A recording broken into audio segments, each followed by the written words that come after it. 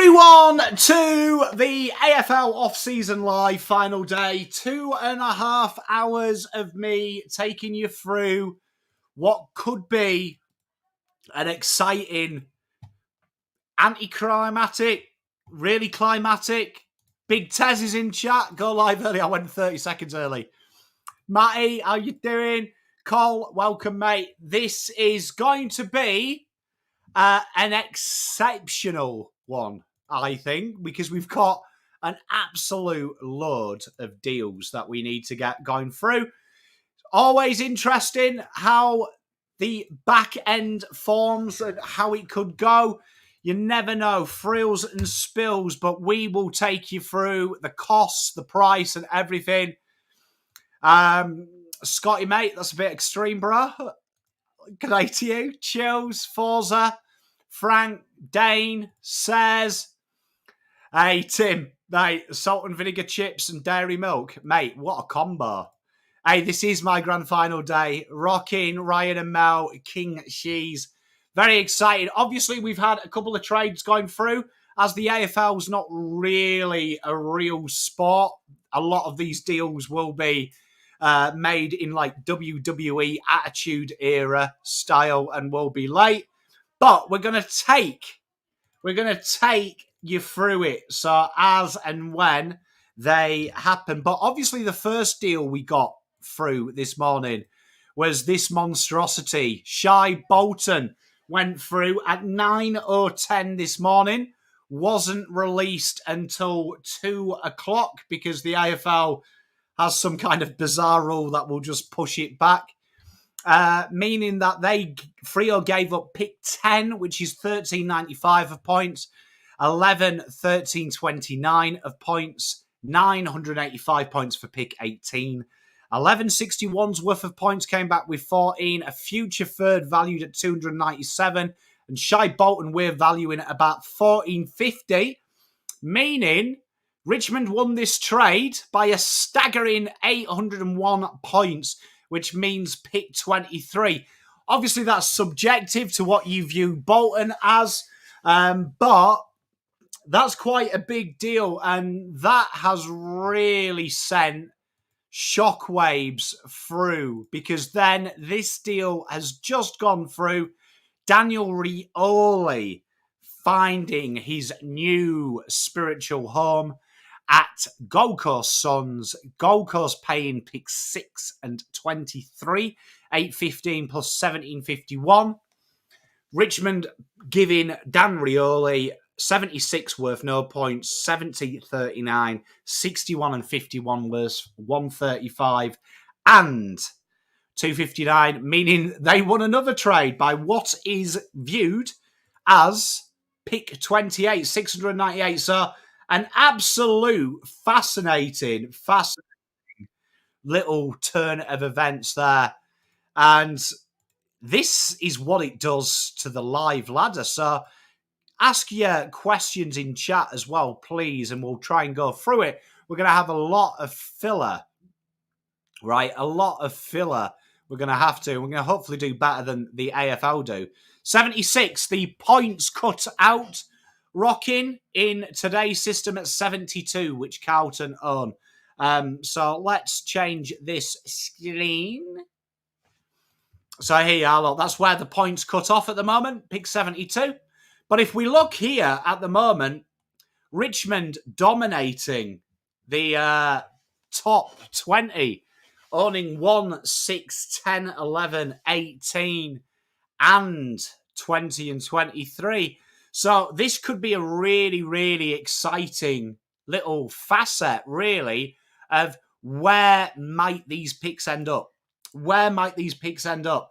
Because I don't think they'll take them into the draft per se. I think that they might look at trading up. So that could be really, really interesting. But this is going to be a real fascinating one.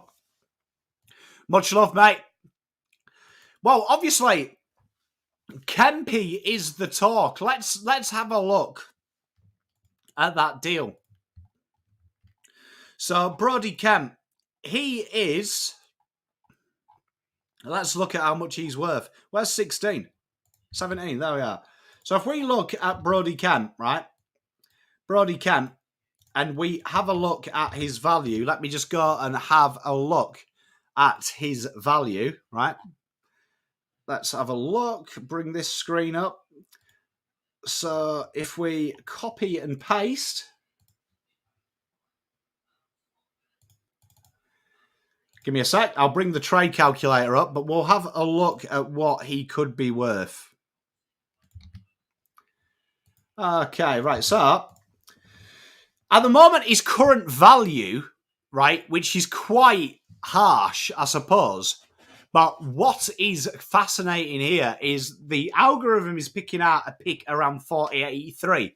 So this does this based on no contract. What we've got to do then is look at Brodie Kemp's contract situation. That's next year.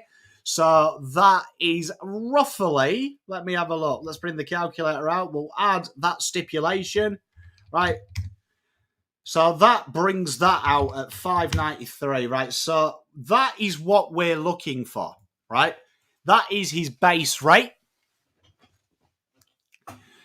Let's have a look what St Kilda have got. So St Kilda, in the terms of picks at the minute, have that. St Kilda have put forward their future second. So we can see there that we're about the value of his picks. That's really fascinating there, that we've kind of got it right. We've kind of got it right. So if we just settle that at 600 as his value, Carlton are probably looking at these two picks, I reckon.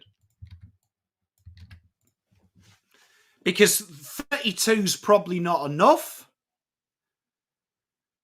45 and 32 is probably too much. Could be really fascinating. This could be one of those deals. This could be one of them deals where the Blues look at trying to get a third party involved in this. Trying to get a third party involved, because there is a third party involved here in North Melbourne, right? North Melbourne, and also these guys, the Bulldogs. So that could be one that we look. That's the one that we could look at here. Could we get a four-way trade going with these guys? Do you know what I mean? Could we get this? How are the points allocated? So the points allocated, you'll see here, this is 2024 values. That's with the discount. And that's how much they'll go down to in 2025. Would Ben Camporelli? Nah, because Ben Camporelli won't be bid before that. He'll be bid after that. So that's why Carlton won it. So this could be a really interesting facet, because let's play this game, right? Shall we play the game? Let's have a look at what Carlton won. So Carlton won a decent pick, right? So they want a good pick, right? St Kilda, let's see what they're linked with. They're linked with Jack McRae, right? So they're linked with Jack McRae. These guys are linked with Caleb Daniel, right? And the Bulldogs are currently linked, right? They probably want picks for O'Hall or Boost or Bailey Smith or Smith coverage, right? Right? So, let's play this game. It's an algorithm that they've had now for 5 or 6 years. So, it's their set fee, and they've reduced it now to stop with the matches, right? So, let's have a look at what these clubs' picks are, right? Let's have a play, right? So, we've got the Bulldogs have got that. St Kilda would probably be happy to get rid of them picks. And then North Melbourne probably only wants to get rid of that pick, right? I'd say. Right, that's the pick we've got to target. Right? So let's just say Carlton gave up Brodie Kent, right? Carlton gave up Brodie Kent. Let's say the Bulldogs, right? They give up Caleb Daniel, right? And Jack McRae.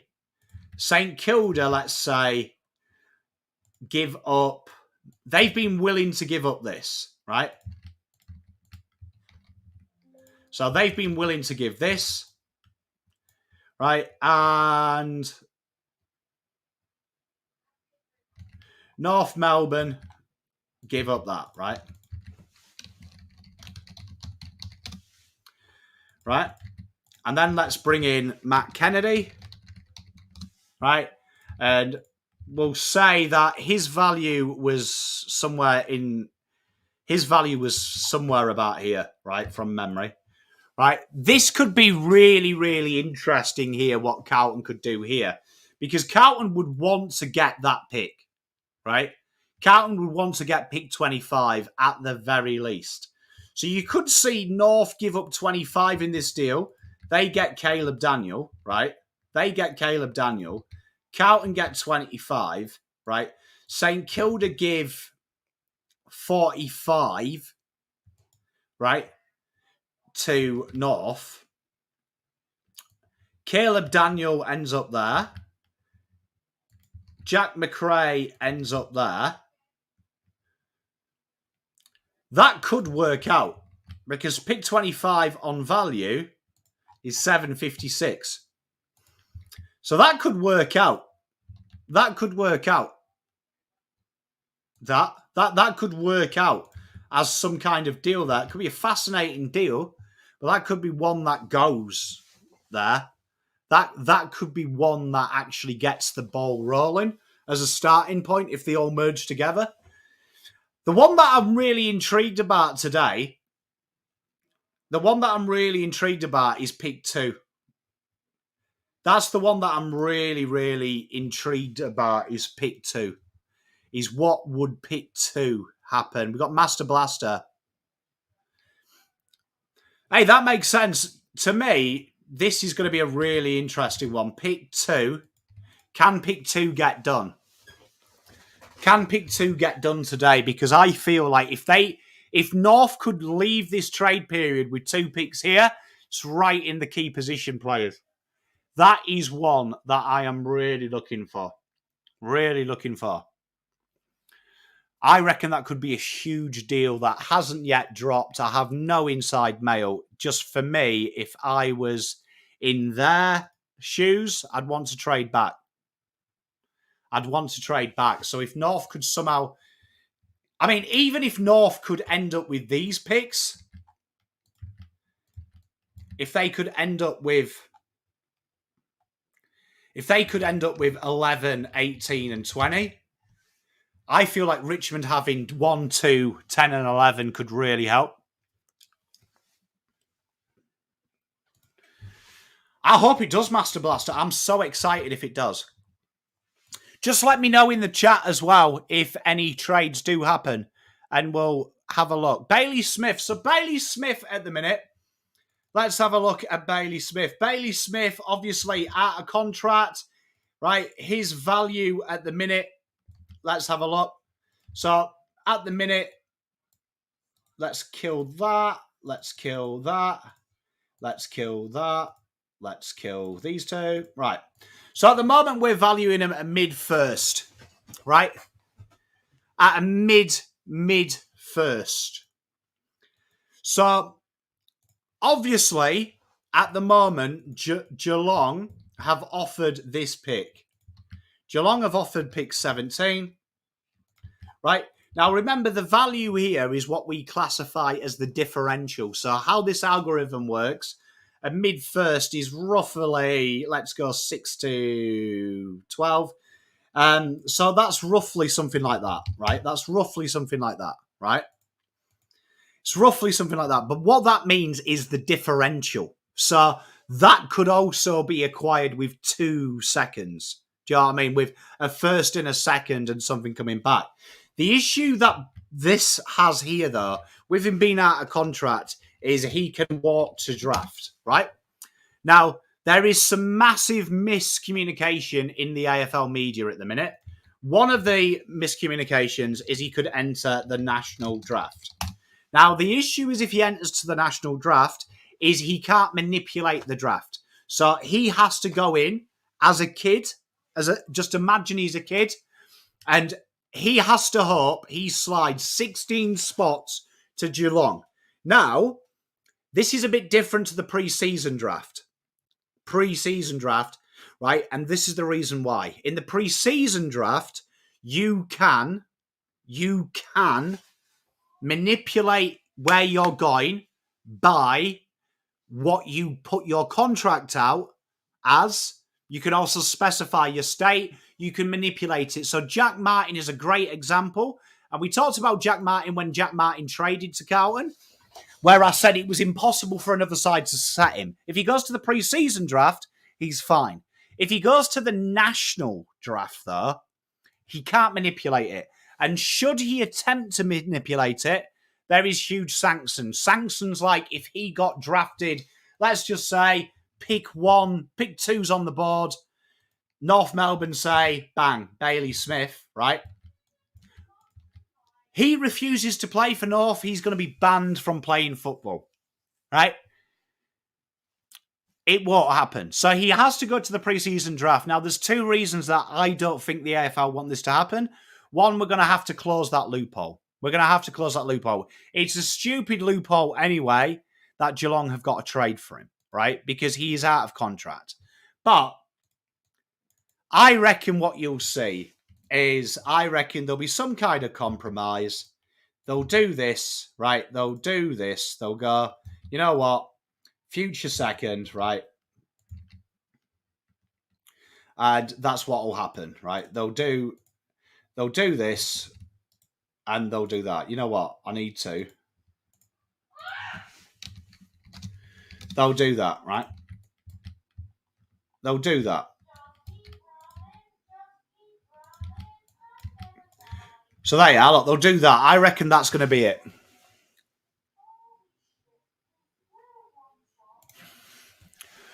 The way clubs don't get in each other's way through anything else, would like to pick if you see that's the problem is though, right?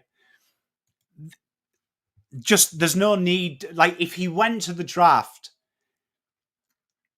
if he nominated for the national draft right now, right, and even though he's wanting to play for Geelong, if Richmond and everyone passed him, you've technically manipulated the draft anyway, right? He's technically manipulated the draft. So straight away, the AFL will look at that because there's no way Bailey Smith... You could maybe make an argument that the top 4 talents are better than Bailey Smith. But once you get to here, if someone's not picking it, we're going to question it. The pre-season draft, though, right, the PSD, Bailey Smith could go in, right? And it's quite easy to manipulate. He could say he wants 2 million year one and only play for Victoria, right? So he could say that, right? And then what will happen, right, is they'll do the draft order. So the draft order is based on reverse ladder order. So it's basically how the ladder is at the end of the season without the extras. So obviously Richmond are going to have pick 1 should they have any space left. All the other players do that, right? All the others do that. He can get there. Spot on, Luca, he did. So he can easily get there, right? But he can't manipulate that, and it's going to be really fascinating what he should do. Brodie Kemp, top 10 pick. Ooh. I've got to say, you've got to look at it this way from Carlton. I would say that the value, Sauce knows how Carlton work. So he knows the fact he was dropped. Lewis Young was played in his position, and then he was moved forward. He knows that the value isn't quite there for Carlton. I reckon Carlton would do the deal if they could ascertain that to a pick in the first round. That's what Carlton would do. He's going to bust our balls with it. Any update from DGB? So the out-of-contract players, they will enter into the preseason draft. They might not do. Do you know what I mean? So he will probably come across like Sam Day in that dodgy area where we'll take him in the preseason recruitment. Compensation rule. I've been quite open at this. I'm not a big fan of the compensation. The reason is I believe once you're out of contract, it's game over. It's game over. So I personally feel once you're out of contract, dead. It should be fair game. Like, I think the owner should be on clubs retaining talent as opposed to being able to do like what they did with Josh Battle. So, yeah, he's not. Look, I think the algorithm's right. I think the value of Kemp is around here, is that mid-second round. Do you know what I mean? Mid-second round. Mid-second round. Jake Stringer, the deal's over. This is going to be a fascinating one. So, looks like Jake Stringer is game over. Is game over for them. With that, that's been the reports. 2 hours 10 till Battlegrounds. Hey, Matty Spence, how you doing, mate? I hope you're doing well, matey. Tell you, I mean, look, if Richmond had that pick, yeah. If they could go, I mean, I would guess if they had pick 1 and 2, I'd imagine they'd go like that. Pair them together. I would love Sid Draper. I'm a big fan. Big fan. Big fan. Big fan. Big fan. Kai asking about Luke Kennedy. Luke Kennedy. Okay, well, he's not showing up on that screen. Let me go into my other screen and let's have a look at my staff notes.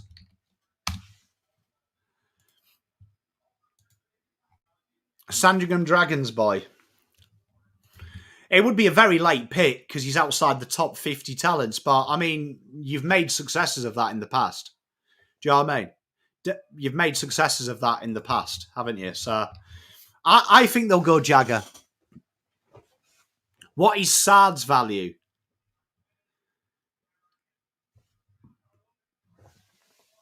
Do you know what I mean? What is Sard's value next year?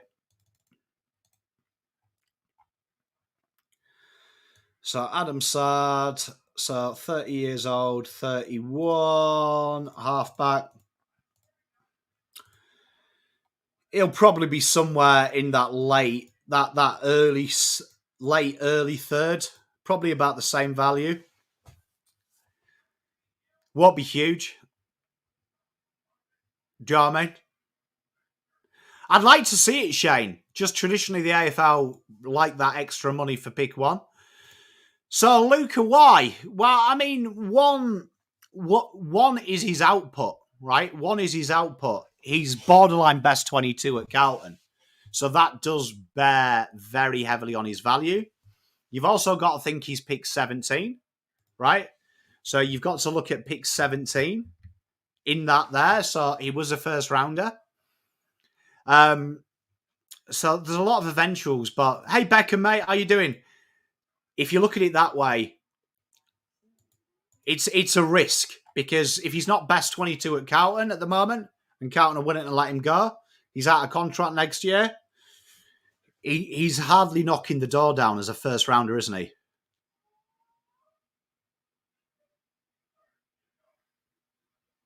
So that's the thing. I mean, like, let's be honest. Someone who's similar to, let's have a look. Someone who's similar to Kemp, right? So let's have a look. Brodie Kemp, right? Let's have a look. Similar players are using this my spreadsheet here. But let's have a look. Brodie Kemp. So Brodie Kemp's played what? Career games. He's played 44. So 44 at 24 next year, halfway through the season. It's not a load of games, is it? So, I mean, what would you pay for a player? Like, think about it. What would you pay for Brodie Kemp? Right, if he was somewhere else. Like, I don't think I'd pay more than 30 for him. And that's purely based on potential. That would be me really liking him. I'd say, knowing him, 35, 40.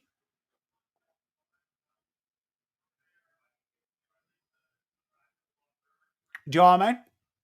Laurie, it looks like we're set to take him. Looks like we're set to take the Campanellis. So Ben and Lucas are all right. They're just not superstars. So for me, for free picks, which effectively they are free picks, you can't really fall off with that, can you? Like, let's be honest, you can't really fall off when they're a freebie.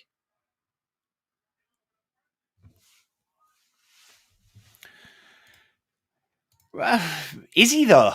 Is my question. Is he? Is he? Like, my first question is he best 22? Which I don't think he is. And I think Voss has made it kind of obvious. And, I mean, the value is if you really want him. But I'd be 35 would be, if I was St Kilda right now,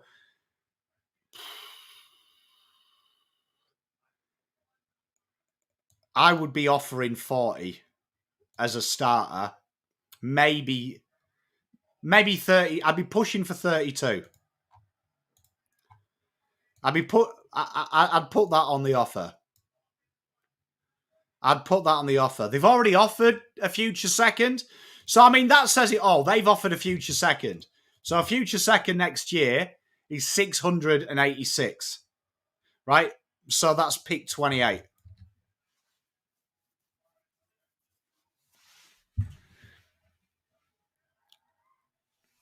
Do you know what I mean? So, and genuinely, the prices are of what they are. I just think it's hard. It's harsh, but like he's not really a key position at 192. Do you know what I mean? Hey, he's not really a key position at 192, is he? So that lessens his value as well because he's going to be playing that third back role, which again, if he was a pure key position, that would be exciting. But in reality, he's not a key position. So you're going to be buying him as a third, which is easier to find. Do you know what I mean? So it's going to be a fascinating one. Sorry, BugsBell. But that's going to be interesting. I mean, there's loads of trades we still haven't seen. Let's go through the businesses today. James Peatling. He's obviously the big one. We're looking at a second rounder for him. Talk of the town is a future second. GWS have that. It would be interesting to see if GWS offer a 37. Do you know what I mean? So that'll be fascinating. Yeah, but you've got to look at that. You know, Luke, you make a great point. Lockie Cowan, he's probably ahead of Cowan. He's probably ahead of him. So, but you'd imagine future second here. We'll get Peatling across. We expect that one to be done today. Brisbane looks like Devon Robertson is staying, but we're going to keep an eye on that one. Carlton, no business at the moment, but business maybe really expected. Would I trade JSOS for pick 8?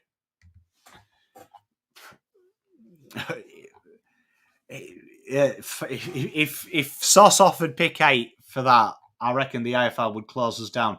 Collingwood have got a bit of business to do. Jack Haynes and Adam Tomlinson. He's going to be really, really interesting. It's going to be a real interesting little watch. Obviously, they can get Adam through on the delisted area. Jack Hayes could be interesting as well if they delist him. So it's going to be funny. Leonowski, do boys get shitty with their names thrown around? Not really. I don't think they do because they know it's the nature of the beast, unfortunately. It's the nature of the beast. So they know it comes with the territory, unfortunately. Obviously, Collingwood, Essendon, Jake Stringer looks set to stay. Dylan Shield and Elijah Status, the noise has died down. But Essendon are another team that I want just people to keep a watch out on what they do, because I reckon they may trade these down even more, should that come in. So that could be a real interesting one. Do you know what I mean? Could be a real interesting one because they could afford to trade down. Fremantle have literally got no work. They've already done their business. They've already taken the piss out of trading players out. So they're done. Gold Coast could be quite interesting because Gold Coast really haven't got anything to do, have they, at the moment? In the terms of that, they've already spent about 7 hours this year giving away their picks for next to nothing, which is always good. But you never know with Gold Coast. Like, something could be something. Jason, I like this. I do think, obviously, someone like of McRae's responsibility, it's probably that, but this could be an interesting little thing. I'd like to know what's, like, they do. Like, they've got loads of futures in, but, like, outside of Lombardo, I just feel like they could do some more business. Some pretty good ins, though, to be fair. That list is starting to take shape. Geelong, obviously, they've got Bailey Smith to worry about. At this stage, Clayton Oliver looks dead in the water, but, I mean, they've kept us at arm's length for a reason. GWS, as we've talked about, they look like they're pulling out of the Stringer deal. Dylan Shield is still maybe a yes, no, not really. But they have got a couple of players linked away, O'Hallahan, Peatling, and Wade Dirksen. Do you know what I mean? So that could be really, really fascinating what happens there. Obviously, they're another team that could trade up as well. They're another team that could trade up. So they're one that I really want us to keep an eye on in this show. Hawthorn look like they're going to do one thing, and that is Tom Barras. Looks like that's going to be a couple of futures. So I'm looking forward to that. Melbourne, 5 and 9. They may look at trading up. That could be another team that looks at North, maybe. I think they'll be happy with 5 and 9, though, because that's George Smiley. That's Harry Armstrong, isn't it, to them? So that could be a very fascinating one. North Melbourne, Luke Parker is probably the business we're watching here. But also watch these guys for some other players. We've talked about Constanti. They're probably going to look at them extra boys. Bring some more bodies in. They could be one that might be sniffing around the edges of when teams make mistakes. But pick 2 is one that I'm really intrigued about if someone has a red-hot crack. Stephen Silvani always likes to make the final day of trade period about himself. Few bits of business. Soldo looks dead in the water. Curtis Taylor will be in the free agency period. But a few names they've been listed to. So they could be a team that is active. And another team that is active with 7 and 8 that may look to trade ahead. Port Adelaide, I'd hope they've done their business. But 13, 29, 36, that's probably a really good result from where Port Adelaide were at the start of this window. They've done some really good business as well. They've brought in some good players. Xavier Walsh, Joe Richards, Jack Lacocious, and Carl. They've done that. Richmond, probably the winners of the trade period at this stage. Look at that war chest. And if that can somehow turn into pick 2, they've done really well. Few list decisions to go to as well. No real players that are linked in. This could be a fascinating one. So I'm excited about what that could be. Sydney, bit of business. Jacob Constanti, good question from Matt. Jack Carroll to them. Be interesting what they do here. Because Jacob Constanti looks like he's going to go through as a delisted player. But they could do one of them dodgy trades. Have they got a need for Jack Carroll, though, would be my question. But it could be interesting. Ladhams has been floated around. No takers at the minute. And the way that Alvin Soldo's had no takers, that could be interesting. Luke Parker, though, is another one that has been linked with a route away. Eagles, obviously, have got the Barras deal. They would be another team that I'm looking at trading into the future, into now. So that could be a very interesting one to watch for me. Obviously, they've done their business. Matty Owies, Liam Baker, and Jack Graham have come in. And the Dogs, fascinating what they're going to do. Bailey Smith, As the time ticks on, once we get to 6:30, squeaky bum time for them because it could be on. It could be on. Much love, Matt, mate. Much love. So that could be an interesting one. Thoughts on DGB? Never really got going, didn't he? His injury came at that time when everyone was slagging off Sam Frost. He came back in the VFL, played forward and back, and he's gone okay, but just can't get in front. Battle coming in, Tom Barras. That's his career over. I'm a big fan, though, of DGB. I think a little bit of TLC, a little bit of love, and he's a good depth option. He's got talent. People are harsh on him. He's got talent, and he hasn't quite shown it yet. The same with Elijah. Elijah, you wouldn't have thought would have been as good as he is now. So you never know. Do you know what I mean? Right system, right people around him. He's going to be learning off a very good footballer in the name of Mr. Nick Haynes. He's going to be able to teach him the dark arts. Rob Innes there, put on a bit of body weight. You never know, dear. So for a freebie, I like DGB, man. And you know I don't like hyphenated names. I do love the fact that you've got a surname like me and David Beckham, one of my favourite footballers growing up. Good name, that, Bex. I agree. And that's what it's all about. That's what it's all about. But that is the state of play at the minute. Obviously, at the moment, we're just waiting for stuff to happen. 1 hour 54. Have I got Oasis tickets? I haven't, mate. I really want to go as well, but my wife isn't a big Oasis fan. But I'd bring out my Parker, mate, and be like top sorted, mad for it. Oh, man. I'd do it. What's your favourite Oasis song? Cheers, Matt. I really appreciate you, mate. He isn't, no. He isn't related to Tom. But honestly, so obviously the trades we've had so far that we've covered.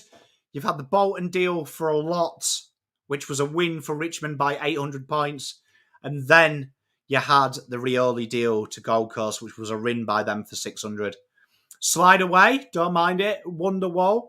You know what mine is? It's a B-side, actually. It's If You Want to Be Do You Want to Be a Spaceman? Great track. Great track. I tell you, really good track. I'm a sucker when Noel sings.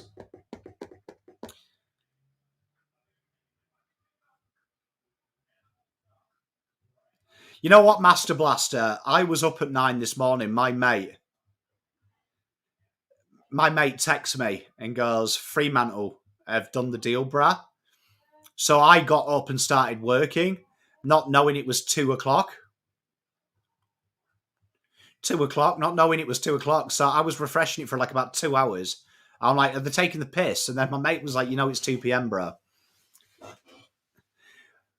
Hey, TK Rossi, it's more of a standing joke. I always take the piss. When we come up against a hyphenated player in a game for Carlton, I always take the piss saying, pick a side. You either love your mum or your dad.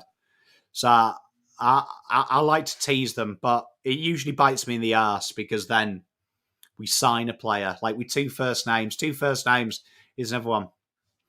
If Richmond bid on Ashcroft, can they match it? Okay, let's play that game, right? So this is always a good refresher, right? Okay, so Richmond bid on him, right? So their deal, instead of 3,000 points...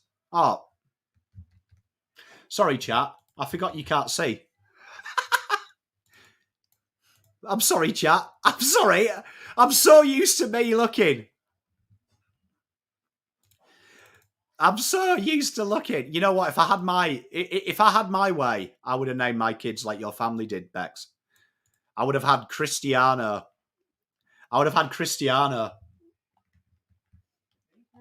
Cristiano and Best. All right, so here we are. Look, so if Richmond bid on Ashcroft, right, Brisbane now have to pay 2,400, right? So let's do this. So here we are. Look, Levi Ashcroft, bid, pick one, right? Pick one. We've got to do this, right? So then what happens is they start formulating points. So let's do that. I think it might be all this.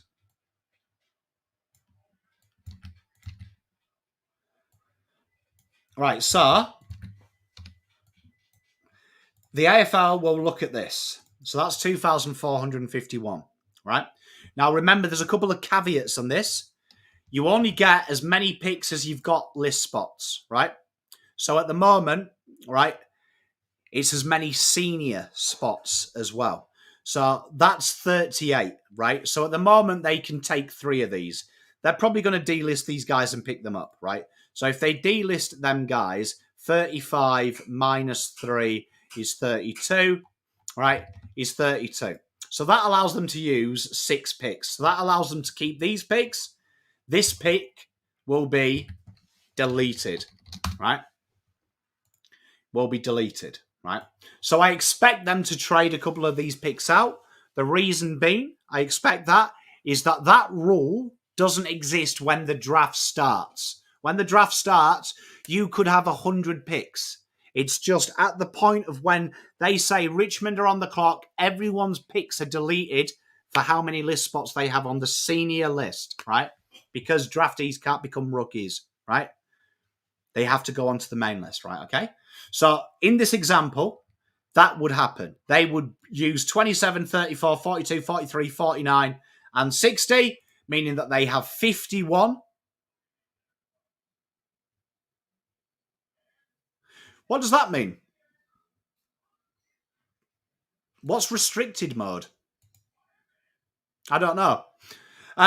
So that would mean that they would pay the debt. They get Levi Ashcroft. These picks are deleted. They have 51 left over. So that would mean that they would then get, as change from the AFL, the closest pick that's greater than 51. So that would be, Carlton would move down to 70. Well, they'd also move up, but that would mean Brisbane would get this pick, Carlton would move down, but then Carlton would move up because of that. So after that's moved up, they would come here. Carlton would move up, obviously, because all them picks are gone, but they would get 50 in change, right? So then that would mean Sam Marshall, right? If you look at his draft, Sam Marshall is meant to be taken there. Let's just say he's taken at pick 23. That would mean it would be 618 minus 51, right? So that would mean that next year they owe a debt in the second round. Now, you see, Brisbane have been clever. They deleted their second round pick next year. It's because the debt is scaled. So then it would come off here. It's scaled by the difference in points. So it would come off this pick, meaning that Brisbane's pick 42 would probably come at 64. So that's how it would happen if they had a pick 1. If they had a pick 1. So hopefully that explained it. What does that mean, Mathew Cox? Can you explain that to me as if I was 3 years old? Restricted mode. You're hanging around and climbing trees pretending to fly. Do you want to be a spaceman and live in the sky? Hey, we don't really have any Ashcrofts. They all seem to be Ashcrofts. Mine's working. What's restricted mode, though? Explain restricted mode. Is Mathew teasing me? Content control. I don't know what that is. I said explain it to me like I'm 3. So points do matter because you'll find that trades even out, Luca. But what happens is when you've got like a bid, it goes discounted. So it's $3,000 pick 1. Discounted is 2,400. You get a discount to match it. Next year, we'll show you how complicated it is, right? This is what it looks like next year. So you see, it's still the same. If you look, if we do this, See how the points change quite a bit?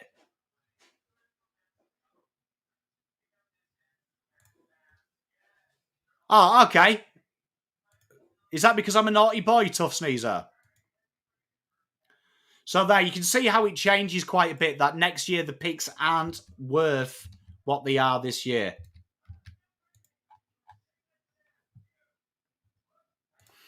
That's interesting. It's hard to say because, like, when you look at it, Harry Lemmy was potentially pick 1 the year before he was drafted. He was, like, outside the top 25 talents the time before. And then he went where he did. So it's really hard. So much could happen. So much could happen. Hey, you learn something every day, chat. Obviously, Cal Toomey's trying to take me out. Cal Toomey's trying to take me out. It's not nice of him, is it? You know what I mean? Play a game. Restricted mode. You know what? I'm going to sign in as my wife.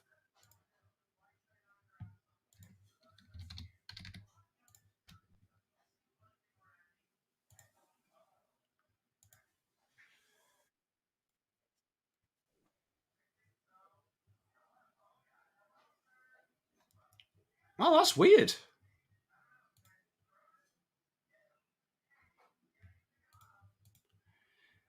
That's weird. Hey! Oh, well.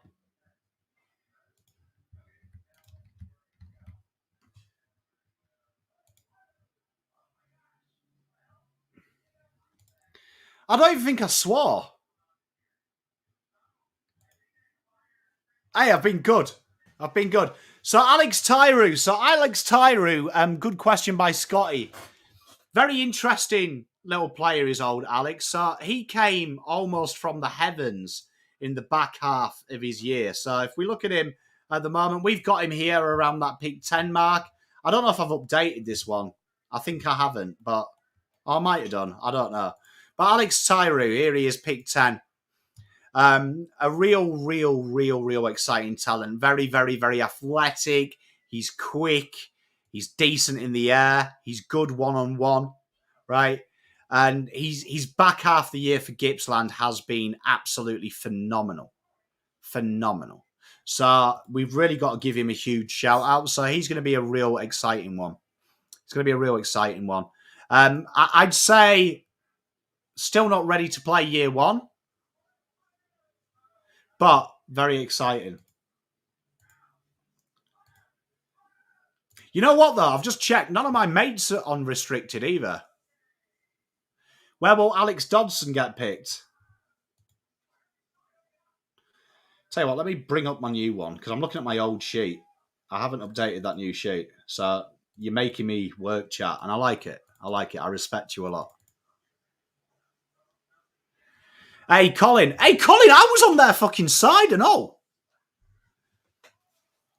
Do you know what I mean? I was on their side. I said it was a bad deal.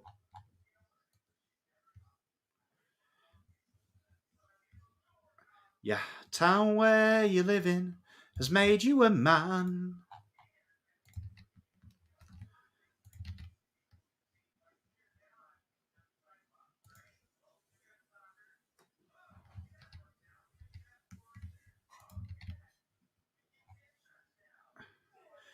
Pick 20. Pick 20.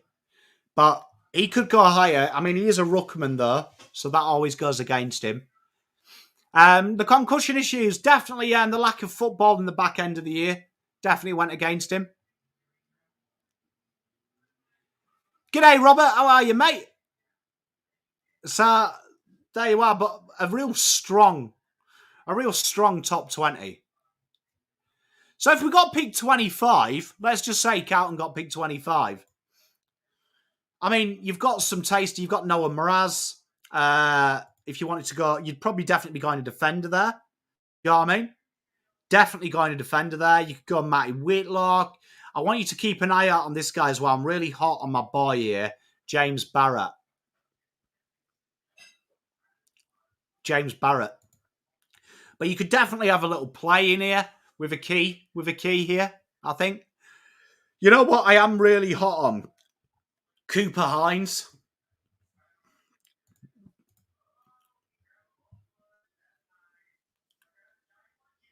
Do you know what I mean? Who are we taking pick 3? I think all the top 3 are ready round 1. Even Finn O'Sullivan. Ignore what Dermy said, because the guy had 6 score involvements and 2 goals. Do you know what I mean? So I'm not going to be nasty to Dermy, but I think Dermy has been sniffing the bar mats too much. Because pushed around, he played in the forward half of the ground. Do you know what I mean? He ain't going to be... Do you know what I mean? Brandon, yeah. Maybe. Yeah, probably. Fair point. Fair point, Sparrow. I did swear.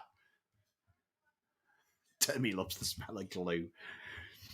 Top 3. What do I think the top 3 is? I genuinely... Look, that... Right, so... My top 3 in my heart of hearts. So if I did it in who I like... Right, it would be Levi, Jagger, Sid. So this is a very loose one. So I would go top 3. Richmond. So Brisbane, we'll put him there. Richmond take Jagger. I reckon Sam Layla is something they don't have. Carlton probably take Finn. Sid Draper goes there. And then I would guess... I guess that's what it would look like.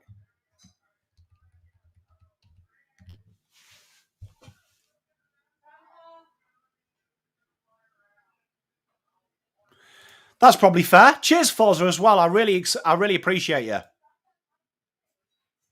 Who would I take? I'd take Sid Draper. For me, Sid Draper has been my boy from the start.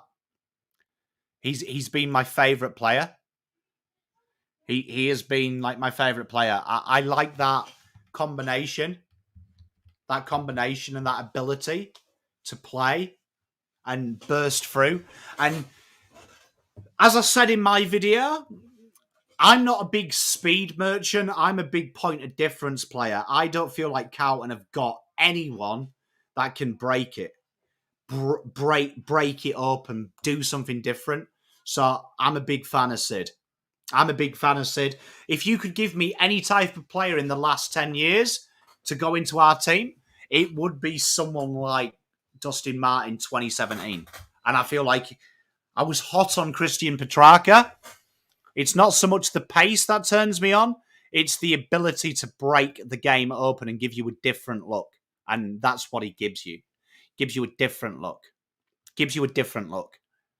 So, but would I take Jagger? I think Jagger is perfect for Richmond. If I was Richmond, I'd like to pair up Jagger and then I'd probably pair up Sam Layla. I think that is a dream combo. Finn O'Sullivan would be brilliant as well. Finn O'Sullivan would be brilliant for them. But I just think, for me, North Melbourne trading pick 2 is clever. Like that idea you've said there, 6 and 11. I think that... You see, if I was North, I would be happy not to have 6 and have 3 picks in the top 20. Because if you look at the draft here, right, let's just say I was North, right? Have I done this where 23? Now, look, let's just do this. So, look, if I was North here, right, let's just say, I've totally cooked that. Sorry, chat. Look, if I was North, right, if I was North and that became Richmond, yeah, and then let's just say they did this deal, 11, 18 and 20, why I'd like to do that deal, if I was North, is look where I am. I'd get an option of Tyroo or Armstrong, which is huge. I'm right in the train or Shanahan. So in an ideal world, right, if you did that trade, right? Get this. If you got that trade, North Melbourne, potentially, right, with 11, 18 and 20, potentially, right, in this trade and how we expect the draft to go, could get something that looks like this. Look at this. Imagine this as a whole. Imagine that as a North Hall.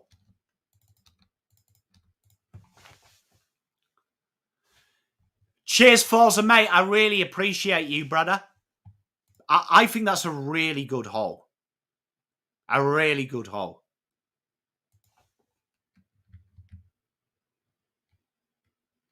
They could do, Jason. At this stage where Melbourne are, I reckon you will see. I reckon Melbourne take these two. I reckon they're Melbourne's picks.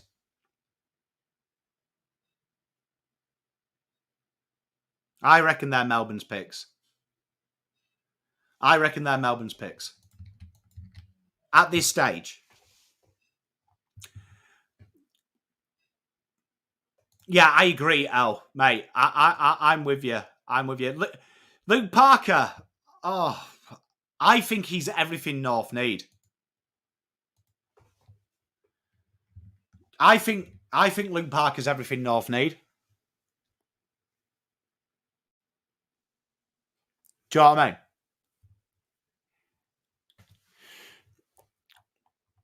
Well, you see, the big thing though, Eric, is Sid played the majority of his year this year for the Panthers in Sandful. So he played 6 games for them in the Sandful. So that's the men's. And he was playing in a team, one of the worst teams in the comp. So there's some games you can go on the Sandful website and watch it. It's really worth watching. But they had, he dominated in the middle against men. So he's probably the most ready of them names. Am I a bit surprised? I am a little bit.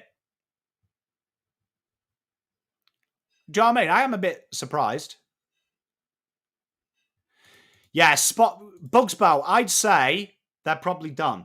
I'd say all the trades are done and they're going to take the piss as we come up to an hour and 30 to go. Cheers, Egg Music Reviews. Here we are. I've got a guest. Let me edit this.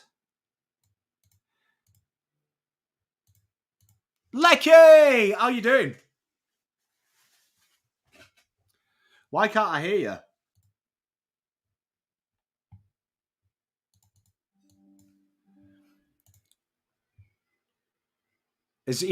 How we go? Here we go. Oh, Jesus Christ. You're right, mate. How you doing? I'm all right, mate.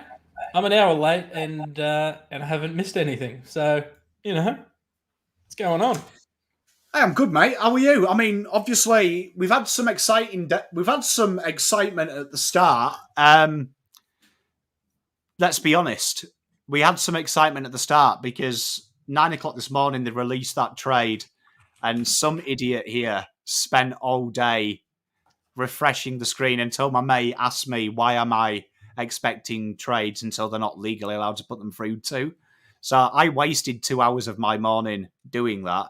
But thoughts on, obviously, Richmond. Richmond have really shot, like, you've got 2 teams here, haven't you, at the moment? You've got Gold Coast, who think draft picks are monopoly money. Yes. And then you've got the banker. Richmond, who are evidently treating picks like they're worth something. It's an interesting tactic. I think the Gold Coast stuff, we know they don't need to value picks the same way. John Ralph came after me on Twitter because he doesn't have the ability to sense sarcasm. How has he not blocked you? I got blocked early. It might be because I've met him a couple of times. Maybe he doesn't want to block me, but just have your sarcasm detector turned on. He loves to defend Dimmer Hardwick. He loves to defend him because he bought the Tigers 3 flags. But anyway, The Gold Coast, they're playing in a different ball game. We don't really need to assess that piece of it. The Richmond piece is interesting because it can go one of a couple of ways. It could be the Hawthorn way where they bounce back straight away and they're contending within 3 years, or it could be the Carlton load up on a single draft and you got to wait sort of 8-9 years before it shows up and does anything. So it really depends who they take. They've got the opportunity though, Pom, to sort of take punts and draft for basically every area. Mate, I agree. And let's take a look at that. That's a good spot. Big LS, $10 keeping the lights on. We appreciate you, mate. And Blue Abroad is right. Stream cowards. This is a new term. And maybe we should start bringing it. Let's make sure we hit the like button. We've already been restricted because evidently I said fuck early. And I've done it again. So YouTube bots. No, that's just the round earthers, mate, coming after you. That's just big AFL trying to stop you. Well, you've currently got more people watching. Yeah, Cal Toomey's bought bots to report your account. Do you reckon Cal Toomey was watching and was like, shit, we better take this guy out? We know they're watching, Pom. We know they watch every year. We've got it for fact that they watch. So 100% they're investing in the downfall of Pom in Oz. You're live. You've got more watches right now than the footy with Broden Kelly. So even if you are restricted, it's still going pretty well. But I'm going to get in right now and like it because that's what we should be doing. Tell you what, you've just mentioned potentially what they could end up with. Let's just do it based on Pom's board, right? And we'll try not to double up. We'll try not to double up on players, right? But potentially,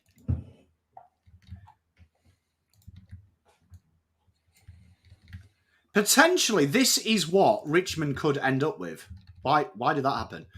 Potentially, this is what Richmond could end up with, right? Potentially, there.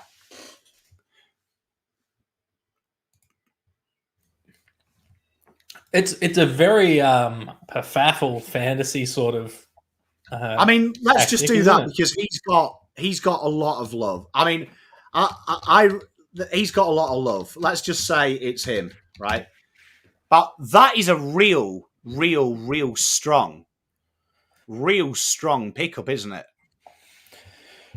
It is. I suspect they end up trading some of these picks out. I don't think you can. I mean, I guess you can, but taking 7 national draft picks in a deep draft, history says it probably doesn't work. But then maximizing your opportunities. I guess the risk with something with a tactic like this is having them all in the same year. I like to spread it out a bit just for contract reasons later on down the track. But I mean, if they brought in all of these names. Well, that's why I think you could do this. Trade them to North, so North have that, right? And then that would become Sam Layla, right? Helps if you spell it right? And let's just say they did that. That's still a very, very big draft. It's, I mean, that's a great draft. Someone's asked, is the percentage of a player hitting 200 games in the draft higher? So I've got that. Draft Guru is a great website. And to hit 221 games, pick one. On average, you need 1.6 cracks at it. So every 1.6 times the first pick gets to 200 games. Pick 2, 1.5, and then it drops to 2.6. So for every 2.6 picks taken 3 to 5, one of them will get to 200 games, and then it starts to drop. So in terms of answering your question, if you want a good player, you want to take them in pick 1 and 2 historically. Mate, I mean, I think if I was North, and I agree with Matt Spencer who said it earlier, if they can spread this out to like North, because I think North have already done their hard work. They've got their midfield sorted. I think if you can get into that 11, 18, even if they were willing to do 10, 11 and 18, which I think is good if you had 1, 2 and 6, Richmond can do all their business, move on with their lives. North do all their business, move on with their lives, and do it. But people asking about Carlton. Carlton currently have 34 list spots at the moment. If Kennedy went, that would be 33. So Carlton could take, 5 in the draft, which ironically they've got, and they can draft all 5. Remember, though, that Duffy comes on the list as well, so technically they've got 4, but the AFL won't count that. So some decent selections. I think just touching on your North point, we've talked about them on a bunch of streams, Pom, and we like where their list is at. So this is an opportunity for them to split their pick, and I think they should. I don't necessarily think West Coast should have, but I definitely think North Melbourne should. I think you look at the stocks they have in the midfield there, they're not going to take a key position at the start of the draft, which they probably need key defensive developing depth, maybe even key forward developing depth. I think they should absolutely split that pick with Richmond, and I think Richmond are better off if they do that as well. No, I agree. I think if you could get Layla and Jagger for Richmond and then go down into some pillars is brilliant. And I think if not, like you look at North's list, like you look what they brought in, Jack Darling. I always look at their key forward position. Comden, is he ever going to go back forward? I think he's found his home down back. Do you know what I mean? Like, you really need some support ASAP Rocky for Savlaki, don't you? If you could get Harry Armstrong in here, who I think would be ready to play that third tall very early as he learns, he'd be learning off the best second forward in comp for the last 10 years, Jack Darling. Teach him the dark arts. Get Alex Tyree in. That's what they've been looking for. Do you know what I mean? We could do it. So, Lou asking McMahon and Constanti. There is massive talk come across my desk this morning. I don't deal in gossip and mail, but a very good friend of mine has told me that they believe Constanti is guaranteed to end up at North. Yeah, right. Which I actually think suits them quite well. They've delisted a couple of players they've trialled through that small forward role. So, and I'm with you, by the way, on needing that third forward now that they've got Darling in. It's sort of that Nate Caddy role at Essendon. I think that style of player would suit North quite well. And getting a decent small forward in it would be great for them, because otherwise they're probably going to be stuck trialling Zach Fisher in that forward role, given the talent they have in the back half. But I do like Liam McMahon, though, but a good mate of mine, Anthony, I wish the first part was true, because you'd have a lot cheaper life for sure. I've got two I had sex trophies sat in the living room there. Out of the two of us, you're the only one that can prove you've had sex. I could have adopted them. Do you know what I mean? Like, you never know. There'd be paperwork. Yeah, it's not real proof, brah. It's not really proof. BugsBell, I'm not trying to convince them to leave Sid Draper alone. But I just do think, list-wise, bringing in another gun mid, I just think is the last thing North need to do.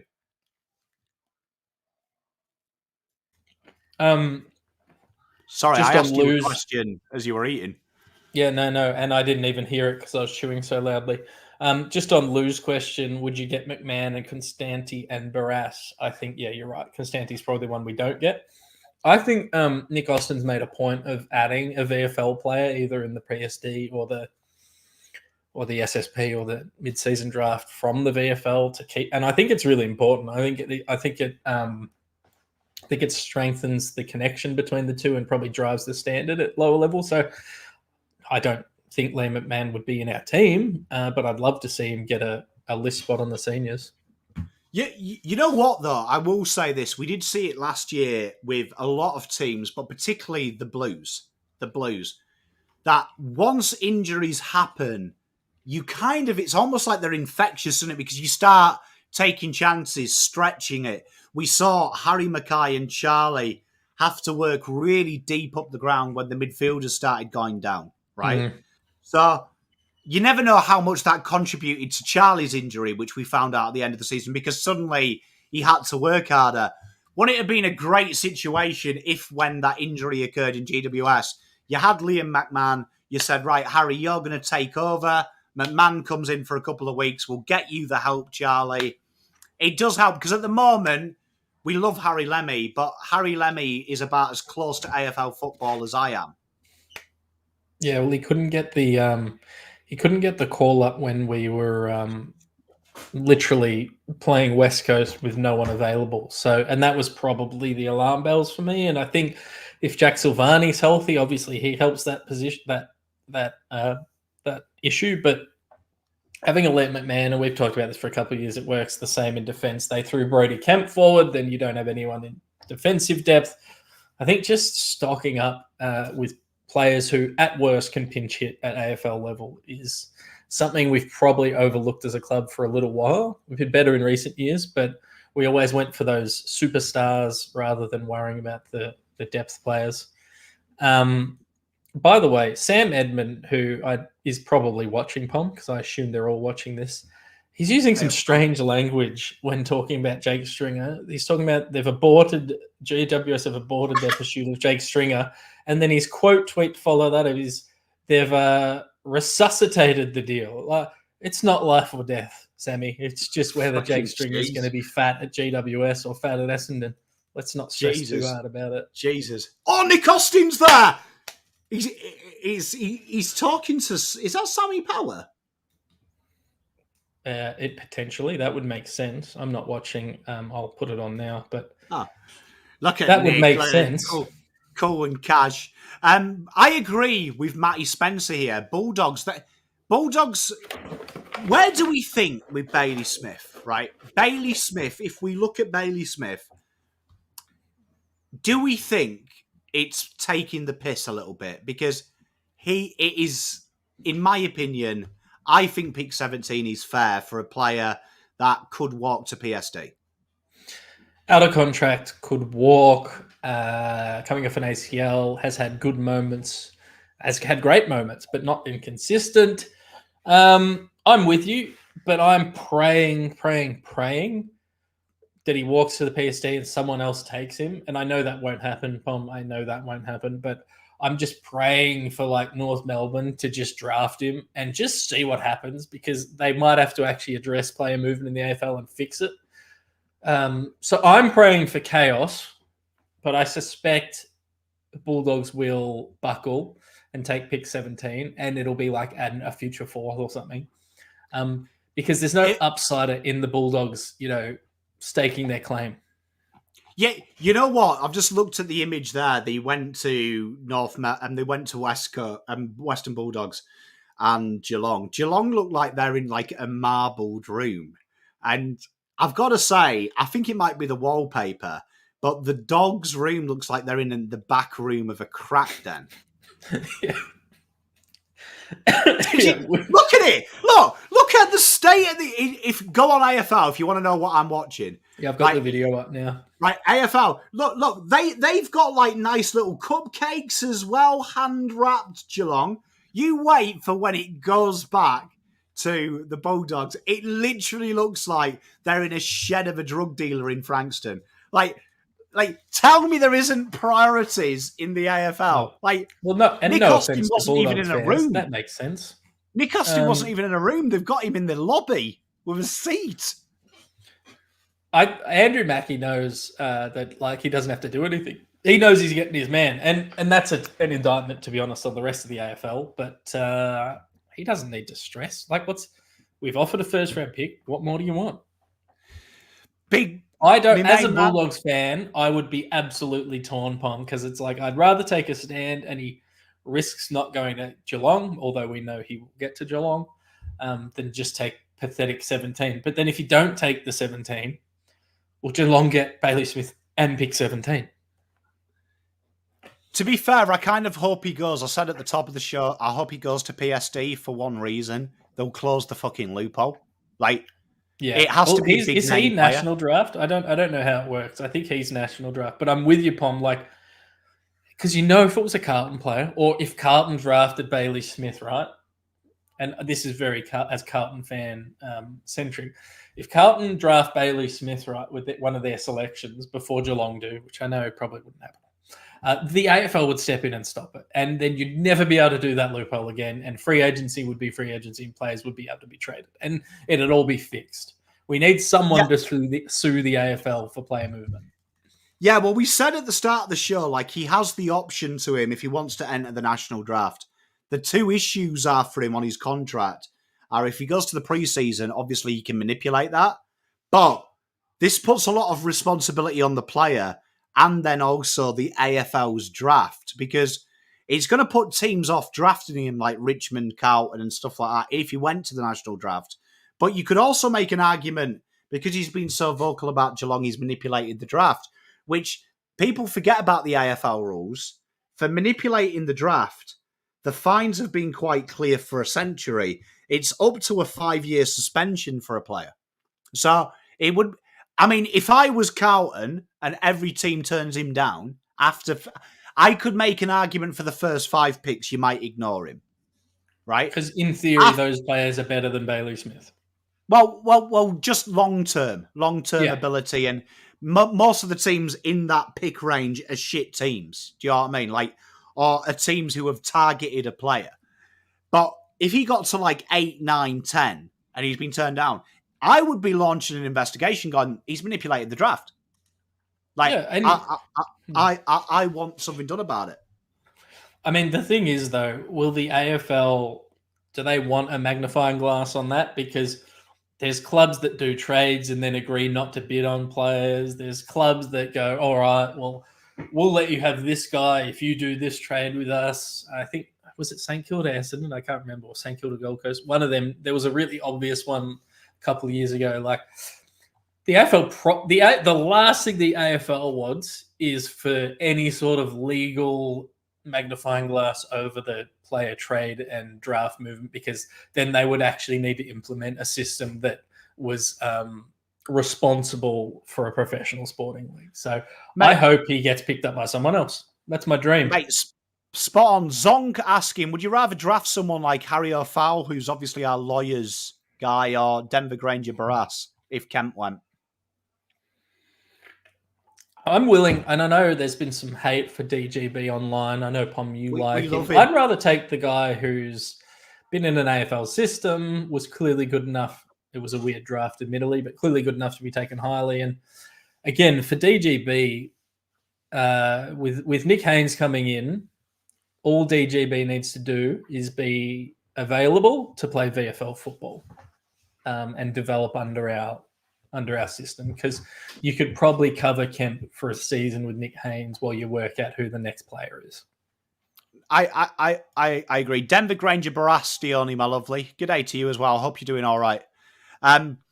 It's interesting because obviously people are asking the question. I'm glad we've got this question back, and Aiden's nailed it. If he goes to the preseason draft, he's got them options. If you remember the options, if you go right back when everyone was panicking, counting on miss out, he'll set his contract value at preseason draft as well. You can also manipulate the draft in a way that you say, because it's meant to be for mature players, he can stipulate a state as well. That's what the AFL allow. It's the state and his contract worth and the duration of it. So he can just say, look, I want a 10-year deal, 1.5 million. That's when the cap that Says is asking would come into it. He can also refuse to sign. So in the PSD, you can refuse to do it. You have to be ineligible, though, for the league for a year. And that's the same with senior sport. There is another subplot, though, that if you are seen manipulating the draft, there is another portion of the rule book where you can be. And this is where we talked about this with Jack Martin. If he doesn't do that, or if he entered the national draft and he refuses to play, it's an up to 5-year suspension. And I would suspect BugsBell makes a great point. He has openly wanted Geelong. It would be hard for Geelong to say, oh, this was last minute though, bro. When like he's been flirting and pissing about with Geelong players all year. Do you know what I mean? Like it would be the worst lie ever if Bailey was like, oh, just happened, mate. You know what I mean? Like we all know. So I feel like Geelong can play tough as much as they want, but it's ridiculous. Yeah, and just to answer James's question, could you say Nick Daicos manipulated the draft by talking to Houston then?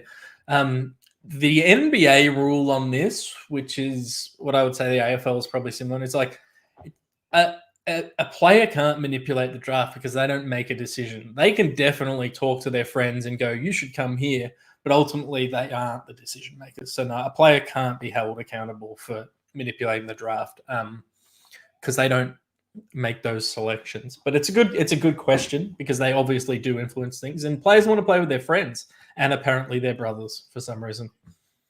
Yeah, well, I mean, I'd say you'd have to investigate Carlton as well because, I mean, Jack Silvani went boxing with him twice during the whole negotiations as well.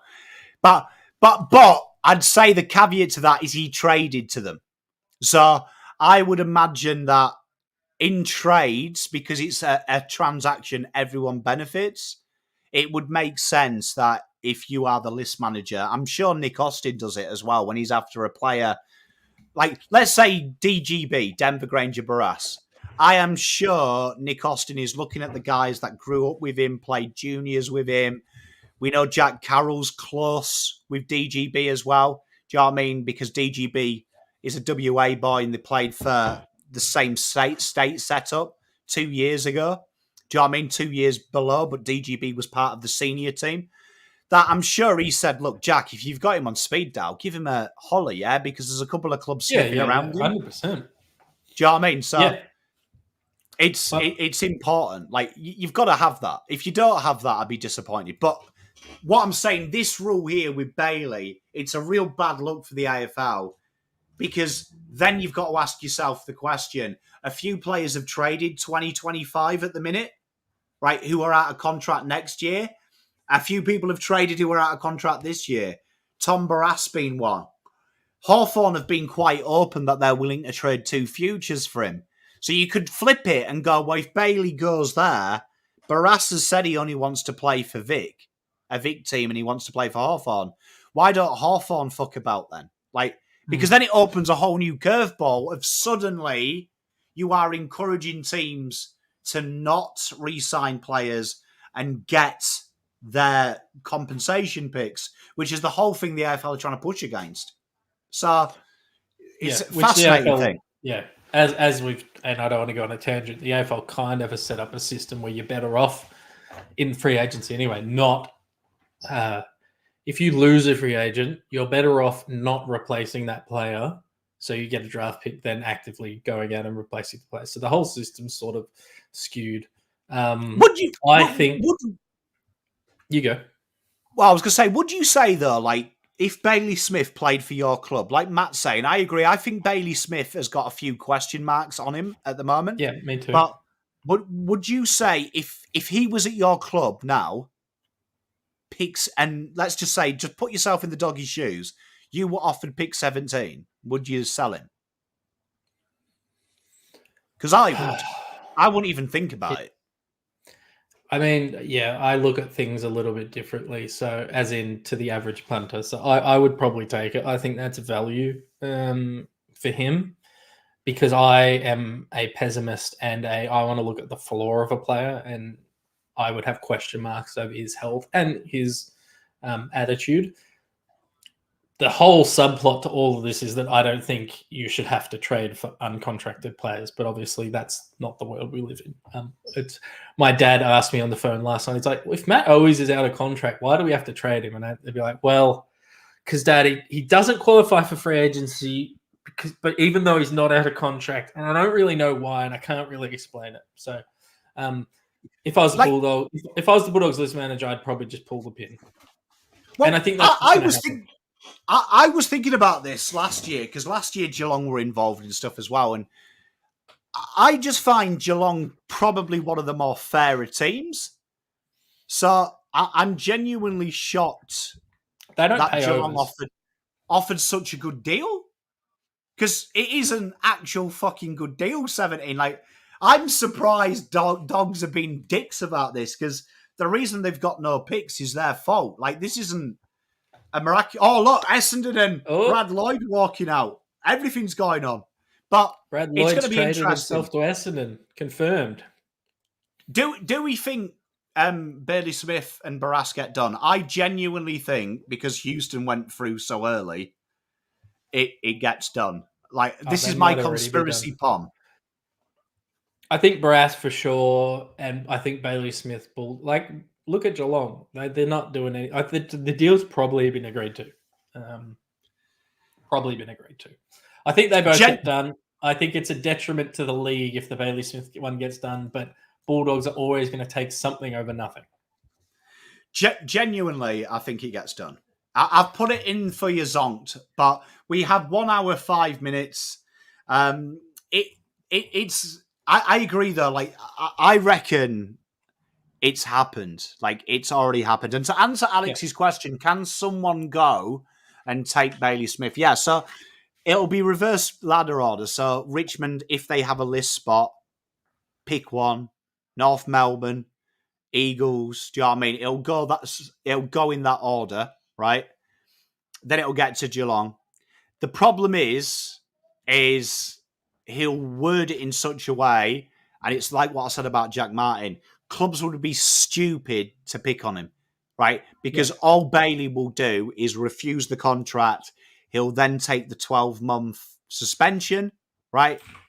I guarantee as well, he would then, because he's had the mental health and he's had the injury and he's a young player, I think he will go in and say, look, this is not fair. Why can't I play? Geelong will turn it on with the cotton on shit. Before you know it, they are going to retract it. They're going to retract the ban, and he ends up there, and they'll do some kind of Bulldogs compensation pick in 2025. Yeah, the Bulldogs will get a biggest end of first round pick. Yeah. No, you're 100% right. And the other thing with Bailey Smith is that he doesn't necessarily need football to survive. So there's not a lot of players in that position, but he could just stop playing football and he would be perfectly happy and still financially very well off because of his modelling stuff. So there's no pressure for him to necessarily play next year. I think if you wanted to see chaos, it should have been like West Coast Eagles just refusing to trade for Baker, which they weren't going to do, but they should have just, like, if you wanted to see real change, that was where it would happen at the top end of the draft. So look, all I'm saying is if Bailey does get there, it'll happen. But I guarantee right now, if this trade, let's just say we live in a world that that the trade period for the last hour isn't home and away, right? Let's just imagine it's not, and it's live action. It's not actually fan fiction. I guarantee right now the AFL bigwigs are getting on the conversation saying, look, it's getting way too late in the piece. We can't have a player of Bailey Smith's magnitude going to PSD. One of you is going to have to relent and get this job done. Like that, guarantee that call was, because if you remember, Sauce revealed the AFL put pressure on Carlton to offer the second when they said, if they don't accept our deal. And then Gold Coast were bullish and were like, we're tired of being pushed around by the big, bad Victorian teams. We want 2 firsts. And ultimately, it was the most stupidest thing we've ever seen. Yeah. The system will stand up until it doesn't. And what I mean by that is, unless multiple teams in a year decide, you know what, this is fight. We're going to put up a fight. It's never going to change. And I don't think it's going to change this year. And I think if Bailey Smith doesn't get traded tonight, I still think he'll be a Geelong player come draft night. So, which ultimately doesn't change Geelong's outlook at all, because the pick they would use to draft him was one that they would have traded for him. Literally doesn't change anything. So from that perspective, Bailey Smith will be traded to Geelong tonight. Can I just say, if he does enter the national draft and 16 teams ignore him, it's the biggest scam in the world. So let's go through it. So the current order: Richmond won't pick him, pick 1. North won't pick him with pick 2. Carlton won't pick him with pick 3, although they probably wouldn't be unhappy with Bailey Smith. Imagine Adelaide, if Nick Austin brought his guy back. Well, Nick Austin loves a bulldog, so honestly, pick 3 is probably overs for Bailey Smith because you've probably got to trade him for pick 10, but or whatever it was, 12. Adelaide, Melbourne at pick 5 legitimately might consider Bailey Smith. Wouldn't that be wouldn't that be the Bond villain if he got there? Well, I mean, genuinely you really wanted to play with Clayton Oliver, didn't you? Do you know what I mean? I'm genuinely telling you now, he won't enter the national draft. He'll go PSD because it's a huge risk. Yeah, because people would realise that. Well, people would realise Geelong where they wanted to go. Yeah, well, people would realise Geelong are manipulating the whole trade period if he did that. Like you can't. You know, sometimes, when you get like conspiracy theories and like you try and explain it to your conspiracy theory mate and you're like, what you've just suggested has like 4 billion witnesses that you're saying is turning a blind eye, and a player can't do a line of cocaine in a toilet without being videoed, right? So, like, the world will see 16 clubs go, nah, Bailey Smith's not that good. Like, you can't cover that up. No, someone will leak it. Surely, someone will leak it. It's like, if the world's run by lizards, at some point I would have seen a lizard wearing a suit, At some point, I want to see a press conference where someone's tongue eats a fly. Do you know what I mean? Yeah. Well, I'd love to see Andrew Mackie standing there just...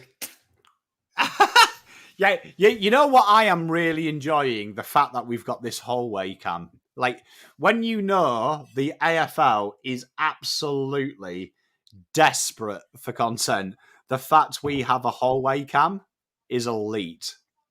Mate, it's such a Bush League amateur production, isn't it? Anyway. Hallway cam.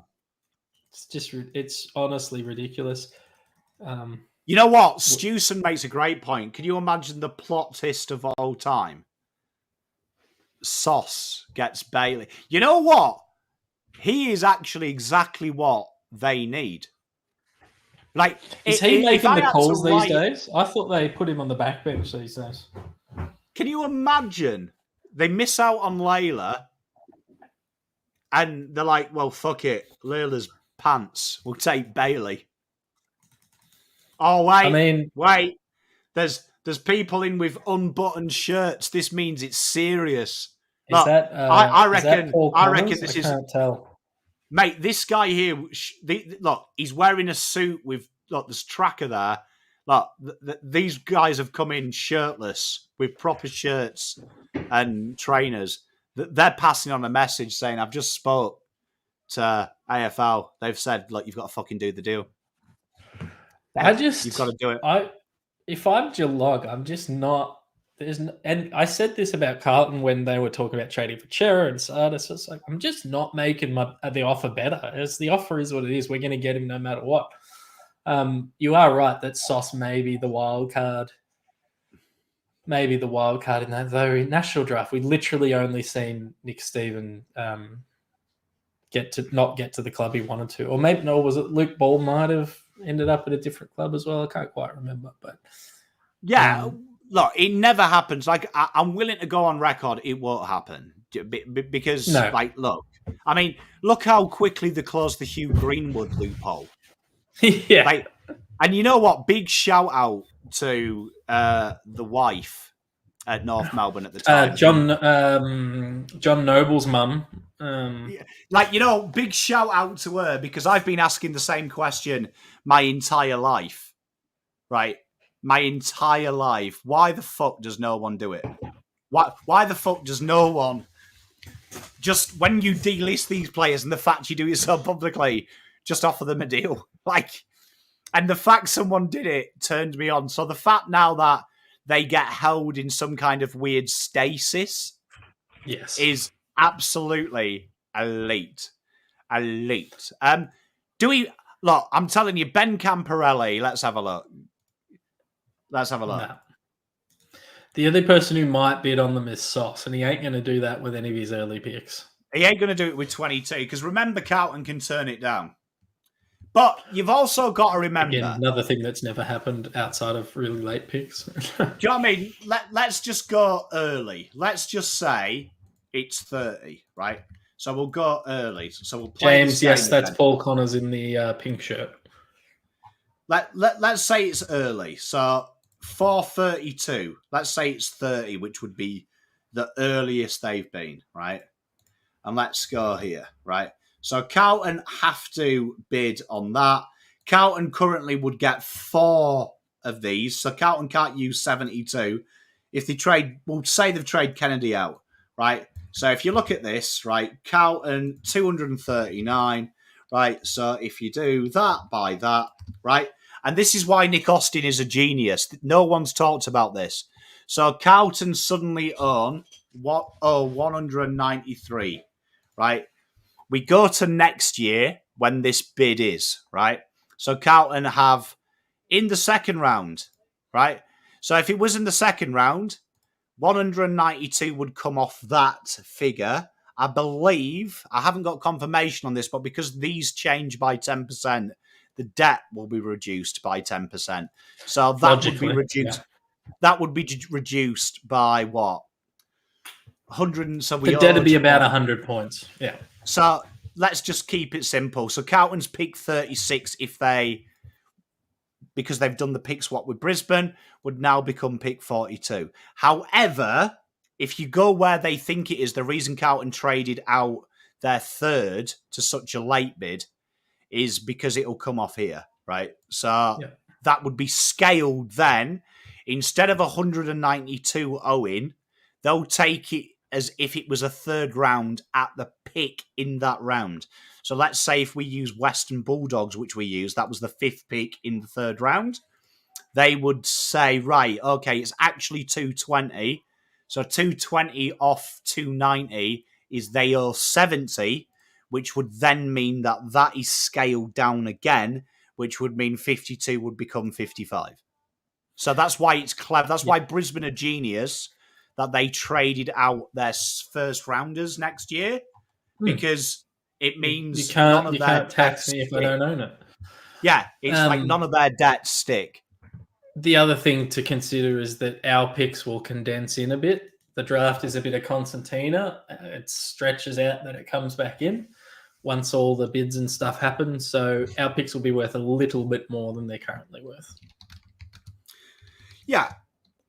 So basically Pom, and again, you and I off the back of you have been telling Carlton fans all year is don't stress about matching the Camporelli bids.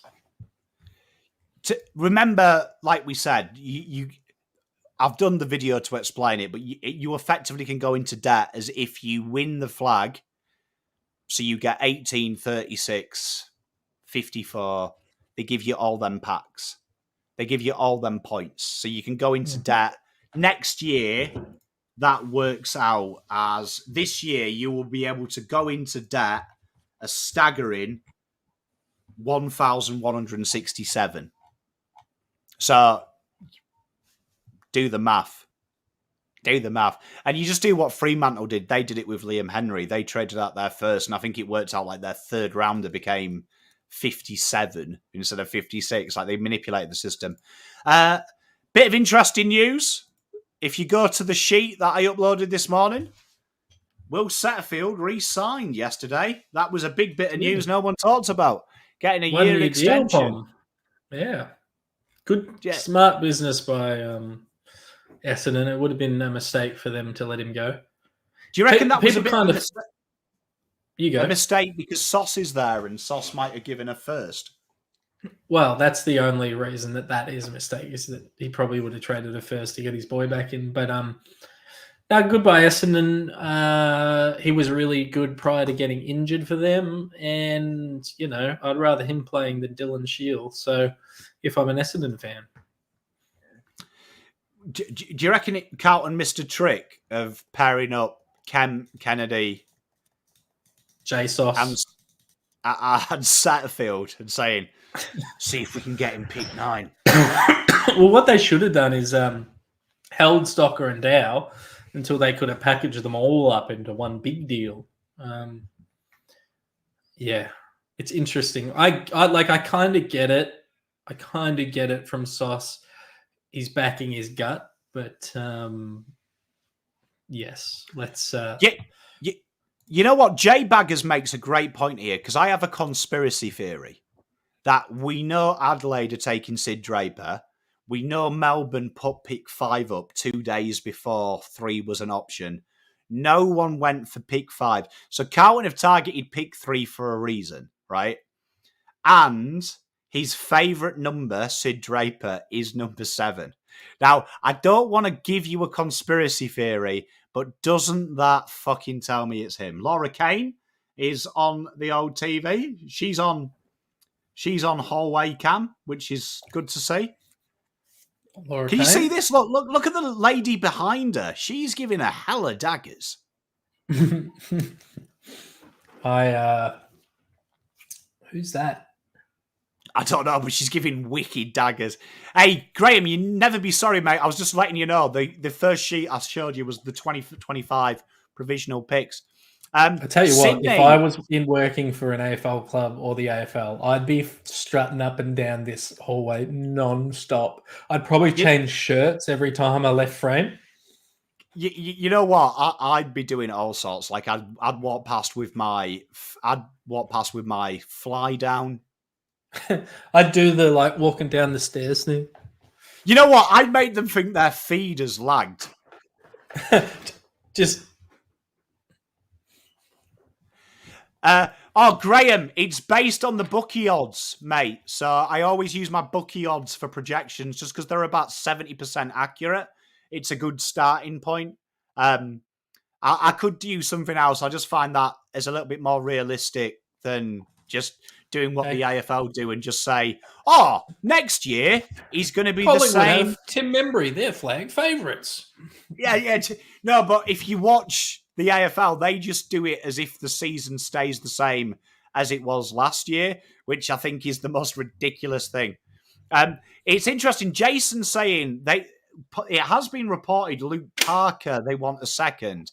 Are we confident here that Sydney are still on Mad Monday if they think he is worth a second rounder?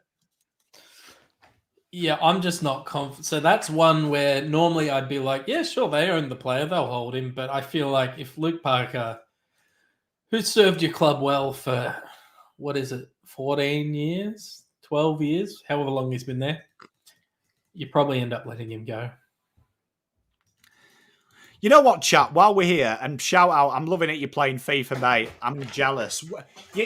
What would you do if there was whole cam? Because you know what I'd like to see? Someone wear the mankini.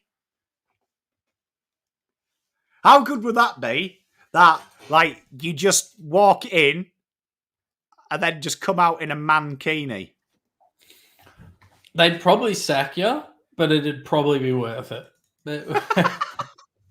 Mate, I'd like to put my hat in the ring for West Coast list management because I think they need a West Coast. I think they need a new list manager. I don't look at this happy bunch here in West Coast. I like to think that guy overlooking the lady there is watching us.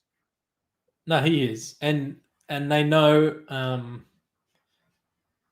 I just don't understand what they're doing. They really rate the players that they don't play at AFL level. It's a very interesting tactic. Tina Arena, that would be brilliant. BugsBell's got it. Someone's paid $2 million. Could you imagine? We have Katy Perry just down there. Firework. The issue is I don't have sound turned on, so it'd be a bit of a waste. Yeah. I'm surprised they haven't put in lights and smoke machines and stuff, though. You know what? I was right. Look at the room that the dogs are doing business in. There's a fucking dishwasher behind them. Like, this is... Look at it! Like, can you imagine? Like, the AFL have given Geelong, like, an area that's got a fucking indoor swimming pool. And these guys are in the canteen. Yes. Just sorry, Bob. I've just got to duck out for 2 seconds. Just hold the fort without me. Look at Sam Power there as well. Sam Power's there, like, fucking should see the room Geelong have got. They've got a fucking bar fridge. We've got a real fridge. Look, they're absolutely fuming, and they've got every right to be. Imagine that. What is Dave? You know what? Damien Barrett on mute is amazing. Well, we've got 45 minutes to go. 45 minutes to go. And by my count, we have still got quite a few trades to go. Hey there, Rainer. How you doing, bud?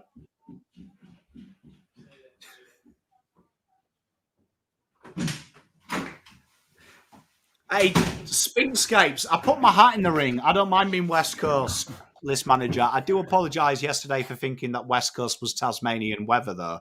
It just shows your Pom's geography of going west. Hey, you missed a trick there. Dee's right. If you'd come back in a mankini. It's so obvious now. I was worried you'd notice my fly was undone, but no one said anything. So yeah, no. Honestly, no one thinks they're actually delaying these trades. Everyone knows that they are going to do their trades with 10 minutes to go. There's going to be an absolute plethora. And from memory, they can extend it by an hour, can't they? If they do that, I'm leaving. Just no, but they can. They can extend it by an hour where they can get an hour to file the paperwork. So guaranteed someone like a minute before has a trade as well, because you can see the AFL are like, yes, baby, ad rev. I'm using an ad blocker, so joke's on the AFL. Is anyone and I work in ads. Is anyone else's AFL stream as well lagging? I don't know. I've got it buffers randomly. What? Also, why has that guy got fishing wellies? I just want to know why Kane Corns is on this.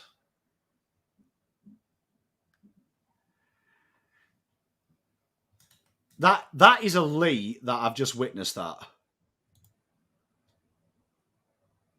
Oh, they're talking about the GWS stuff. I should have come back dressed as Raygun. Niche.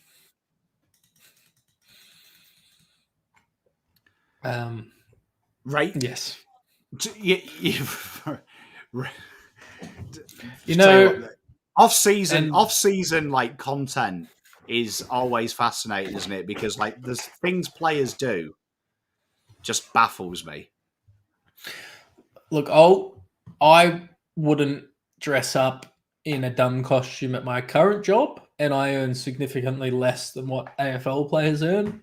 And that's pretty much my approach. If someone said, hey, you should dress up as P. Diddy and Justin Bieber or whatever it is they've done, I would probably say, I really like the $500,000 I'm getting paid, and I might just wear clothes, like normal clothes like that. I might wear designer Armani clobber. Do you know what I mean? Yeah, look at this here. North Melbourne are at the mini bar.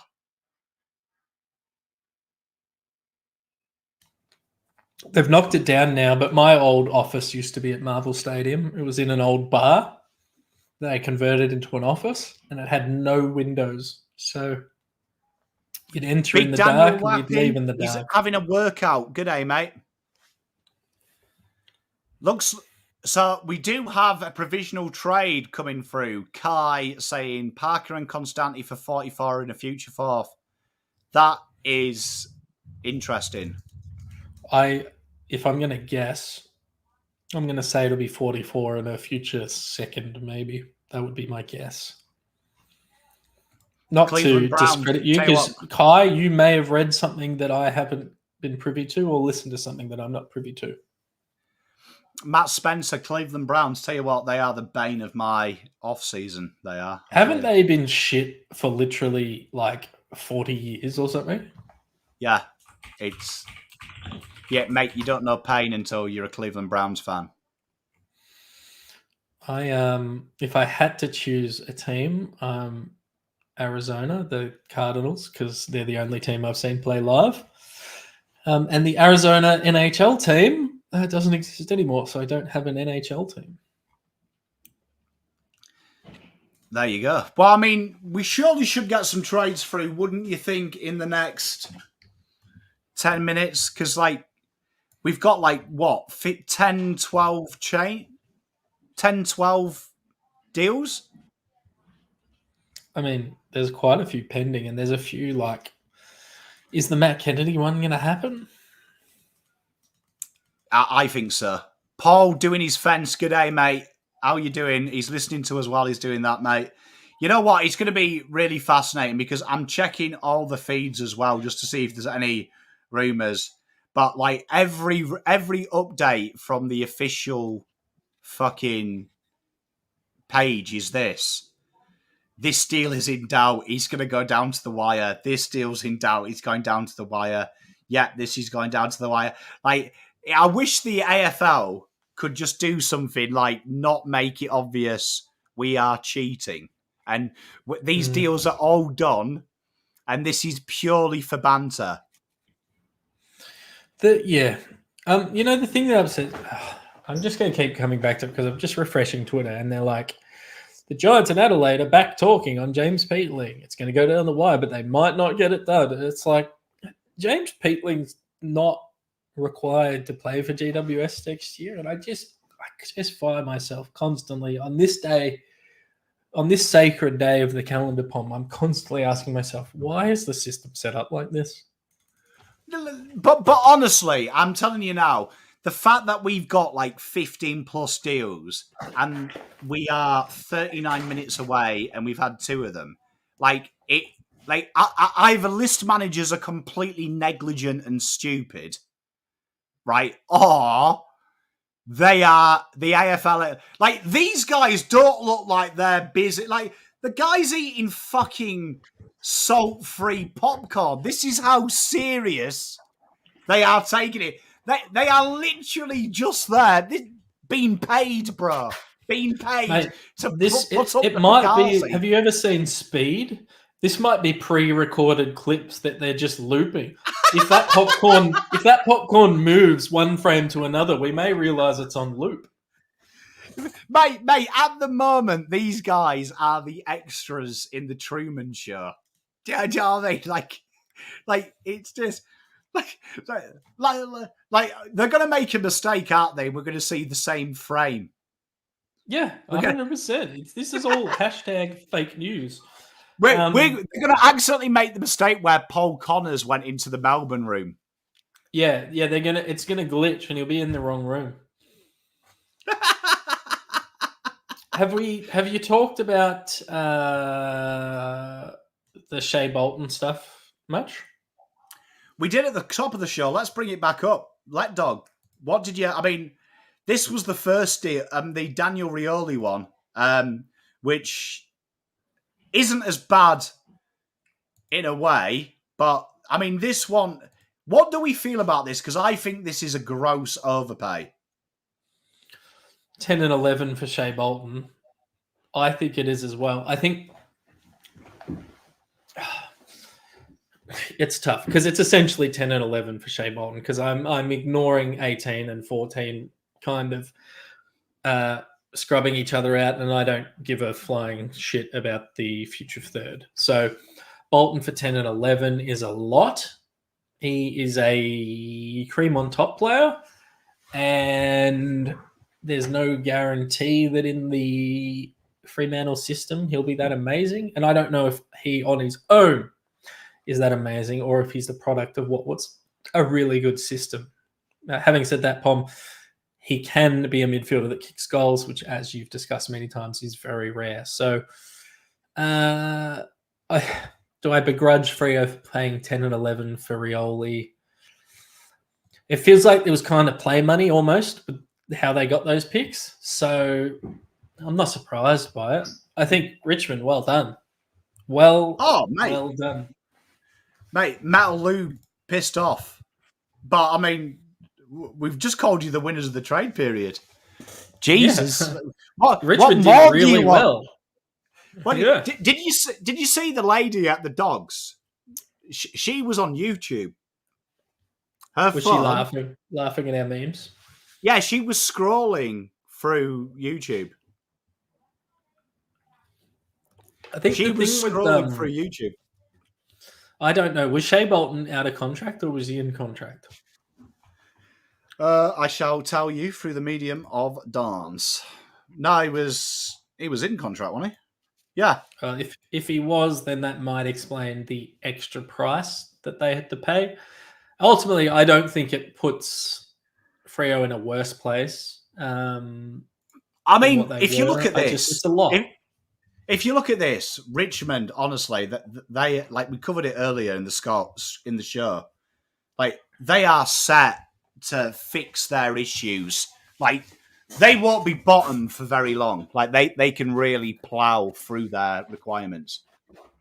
This is what we've been saying on our shows throughout the year, Pom, and maybe even last year, is that if Richmond bottom out now, it saves them in the long term. I've seen some speculation that we're overblowing. This has been on Twitter the last couple of days. We're overblowing the Tassie impact. I think people are forgetting the GWS Gold Coast impact. So I'm happy if I'm a Richmond fan to get what they got. They've got to nail the picks, obviously. Let's talk about the Rioli deal as well. So Suns got Rioli and a bunch of later picks for 6 and 23, which, again, I'm going to say it, overpay, but when you're dealing with Gold Coast, it's a different economy. So Gold Coast don't see it as an overpay. Mate, look, like we say, when you look at this deal, I do like the 14 coming back, but I do think that Richmond getting 10 and 11, they've really set the start. Richmond here, I want to go on a limb here. Usually when you're a team in the bottom four and you start losing contracted players, there's a tendency to give them for unders. I think how Richmond have approached this with Rioli and with Bolton is an example to other clubs. Make them pay. Make them pay. Don't do these deals and stuff like that. Say, this is what we value them at. This is what you value them at. Give me. So you know what? Credit to them, because we've seen it before. North have done it. Gold Coast have done it, where they undervalue to get the deal done, to get the picks in. Richmond, you can see they've prioritised get their picks, the ones they want. And I think in 5 years' time, they will be way ahead of their competitors after this window. Yeah. Metallude, Shea's odds on to tear it up at Optus. If you don't think that, you haven't watched him much. My statement was that he is probably the product of a really good system. So if Freo have a good system, then yeah, he'll tear it up at Optus. He has done that in his last 5 games at Optus. He's dominated, but he was part of a Richmond system, not a Fremantle system. So we'll have to wait and see. What are your thoughts on Sam Day? You know, this is a really interesting one because you mentioned him the other day, Trav. It's a safe deal, isn't it? Yeah, it's a Levi Casbolt deal. Extend Levi Casbolt for a year. Sam Day, bring him in. At worst case, he takes up a spot. At worst case, he can play pinch hit at AFL level. At best case, he's your leading goal kicker, but that's probably unlikely. So I think it's fine. I think, those sort of deals, they look really smart when they come off and you've won a flag or you've gone deep. And if they don't work, you literally never speak about them again. So it's kind of lose-lose. I mean, the draft is unstuffable. It kind of is. I mean, I think where you've got your picks, you're in a real... And unless you get too creative, you're fine. You're fine. The risk is, and we've seen it with other clubs who have multiple firsts, is they try and get too sexy with it. As long as you just do it, you're fine. Aren't you? As long as you just don't get too creative, you're all right. With that many hits, so I'd love if you have 2 picks like St Kilda do, you can take 1 safe pick, 1 dangerous pick. With 5 or 6 picks in the top 30, you can literally just pick at each spot the best player that's there. Like you pretty much can't stuff it up because the weight of numbers is in your favor if you retain all those picks on draft night. It's going to be funny. JD, who passed away today, mate? Sending condolences, my friend. Oh yeah, that was Chris. I don't know how to say his last name. Toshi or Toce is how it's spelt. He's the national recruitment manager for Richmond. Oh, that's horrific. That is Jesus. How come that hasn't come up on here? They may have spoken about it. I think it was one of Richmond's staff did do a speech or a shout out to him on the trade radio. I think he had cancer. I don't know what type of cancer. Oh, well. So absolutely sad. That's sad that, and you know what? I mean, that's a dampener, but I mean, we've got 29 minutes, chat.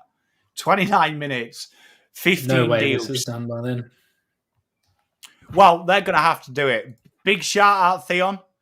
I'm not bothered about Houston. You know what? I hated Houston at the start, and I stand by it. I agree with Matt, though. Carlton have put a lot of pressure on themselves with pick 3. Yeah, they have. I'm glad they've stuck to their guns, and I'll say this. Now that we've seen the price for Dan Houston, I think you probably could have got him. But because they effectively traded him for Lacocious, Richards, Atkins, and a 3rd rounder.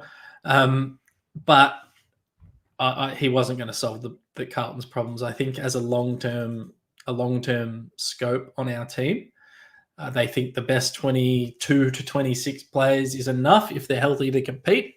So you start building beneath that. And also pick 3 in theory is someone who plays 20 games next year.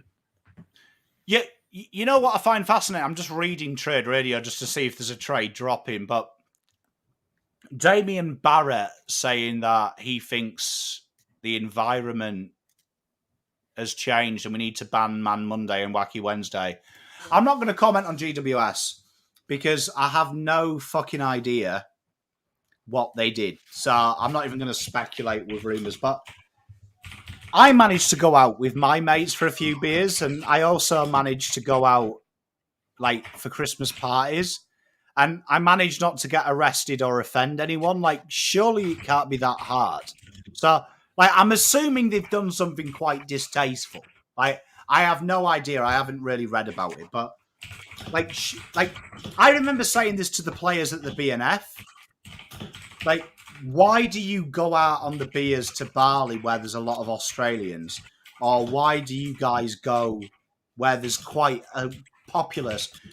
When you're on that kind of money, fuck off to Europe. Like, I remember I was saying this to Alex, you could go back to my hometown and you could have a cracking night, get a bit loose, and not one person is going to recognise who the fuck you are apart from your Australian. Like, if like I said to Alex, Patrick Cripps could go in to a bar in Hull and say he's the best player in the AFL, and they'd be like, never heard of you, mate. Like, well done. Like, that's what they'd say. They'd be like, oh, well done. Do you like the cricket? Like, that's what they'd say. Like, why don't you just do that? Like, stop doing stupid shit in your own country. Yeah, I don't get it. And I have a different personality, I imagine, to what is required to be an AFL player. So I would, if you're paying me median wage, I don't know, what is it, 400 grand at the moment, I would fuck off to like Northern Wales or rural Scotland or like Bulgaria. I would be as far away as contactable as possible. And that's how I would spend my my downtime.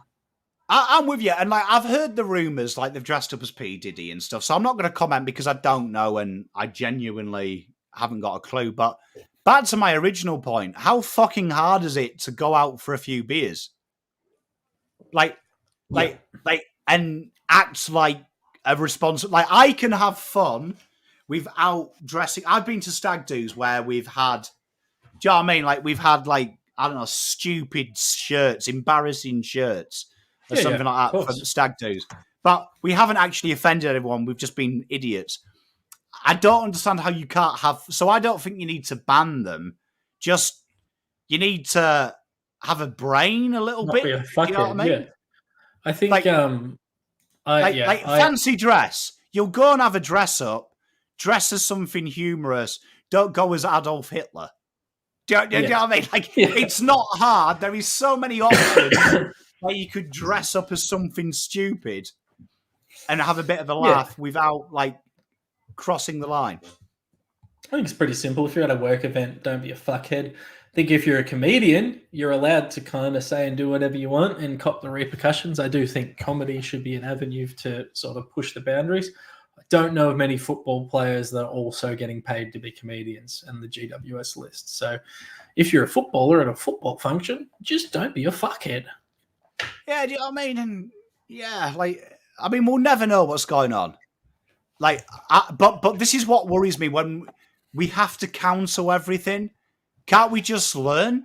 Like, without getting political, can't we just instead of counseling, why can't we just learn? Like, why can't, if they're talking about banning Wednesdays and Mad Mondays, how about you just get told, don't fuck about. Like, have a laugh. Yeah. Keep it tasteful, though, boys. Honestly, most of those dress-ups, like I was looking at the photos of the Carlton Mad Monday, it's just shit ass. It's like shitty Buzz Lightyear outfits that you hired from the fucking costume shop, or it's $2 shop costumes. Like, what's even the point of dressing up? Like, if you're going to do a shit job of it, so I'm with you. Just hang out. Just hang out and have a beer. And I think Rambo makes a great point. You know what really annoys me the most is why do we have to look at sportsmen who are working class heroes as the moral compass of society? Like, do you know what I mean? I don't get it. I do, Trav, and he got absolutely panned for it. And you know what? It was a different era, but it was still a bit distasteful. Do you know what I mean? Like, I don't get it. It was massive. It was a cultural touchstone moment. It was massive when he did that. And not many people have done it since, except for private school kids in inner city Melbourne. They regularly do it. Do you know what I mean? I just don't get it. I just don't get how you could go out. Like, yeah. I don't know, man. That's all I'll say on it. I don't know what they did. But we're a lot older than these people as well. So yeah. Do you know what I mean? I agree with Matt. Like, I don't understand. Like, as a parent, my kids don't look up to sportsmen and learn morals off sportsmen. Like, I teach them their morals because I'm their dad. I pay for them. Do you know what I mean? I keep them alive. I protect them. Not Dustin Martin, not Patrick Cripps. They look up to Patrick Cripps of what's possible if you're good at what you do, right? But I would not trust any of the Carlton footballers to come into my house and educate my kids about life because they're children. Do you know what I mean? There's nothing they can teach them. I am their dad. Do you know what I mean? Like, so, like, just don't do it. I mean, look, I somehow managed to go on the beers with my boys and not, like, one of the rumours was they took the piss with a blow-up doll dressed as Diddy. I can somehow go out and have a laugh with my mates without the aid of a blow-up doll and a dildo.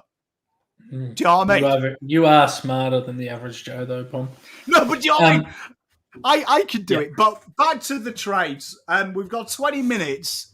And Kane Corns looks like he's accidentally opened the wrong tab. I bumped into him recently at Sportsbet actually, and he's a very small man, as in skinny. He's quite petite. He's got a runner's body. Old Kane Corns. I was very surprised. Mate, it's fascinating. Juddy, I did see your question. Mate, I can't answer why he was fined. But, Yeah, I mean, I'd imagine reading the rumours, it was because he's the leader. So, I mean, as a captain, if they have done what some of the rumours are, I would expect a captain to say, boys, pull your head in as a leader. But is it fair he got fined? I don't know. I'll leave that to everyone else. But it looks like we have a deal, because when they go multi-screen, it means there's a deal, chat. I think it's a future first and two future seconds with something coming back, I think. Is it for Thomas Boras? Boras, it is. Pommy, I remember, this is just to fill some time. In grade 6, I had to do a project where I had to do a poster of my hero, and I did Brendan Favola, and I didn't know this at the time, but in the background, he was gambling his life savings away and sending nudes of Lara Bingle around. So I guess footy players can be cultural sort of indicators for kids, barring the fact that they don't have any access to news or current affairs, like I clearly didn't. No, but I think in this day and age, it's a lot harder. I had some idols. Like Sergio Garcia was my idol growing up. But I didn't want to be him. I just wanted to be really good at golf like him. Like my kids worship certain soccer players and stuff, but I can assure you they don't act like them. Like my son loves Jack Grealish because he's funny, but as of yet, I haven't seen him win an award at school and then down 12 beers and go AWOL.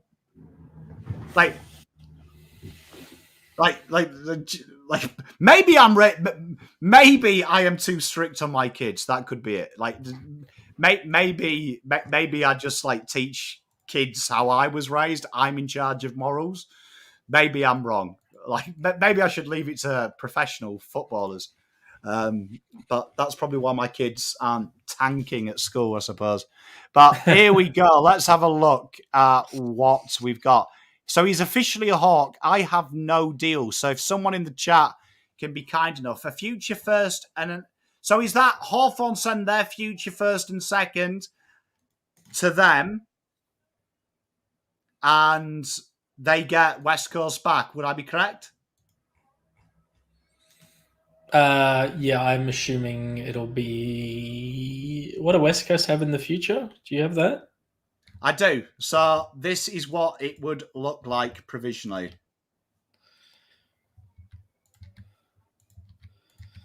Yeah, I think it feels like it's the... I'm guessing it's their ones as well, not Carlton. Yeah, I think it's Hawthorn's a future first and 2 future seconds, I think. I mean, we could just not speculate and wait, but yes. So that's what it looks like. Tom Barras, who is a very good get for Hawthorn, and hopefully he can stay healthy. It is interesting now what they do in that back half, and if Sam Frost is a regular player for them. Tom Barras is a great addition. Josh Battle is a solid addition, and it gives them flexibility to play James Sicily forward when required. Yeah, is it me, or do I just feel that when that was pick 14, which pick 14 is what, 1161? I mean, it's about the same, but you've also, I keep saying this, even though they're future picks, that's not great, because I probably would have just taken that's the next year's value. So it's like saying, when you're valuing future picks to now, that's like your granddad saying, well, if you stop having coffee, you could own 10 houses, because it costs me and your nan $20 to own an 8-bedroom house in the country. Like, you can't compare then to now, right?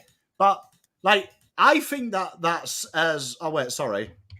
That I think that's quite a bit of an overpay. It's...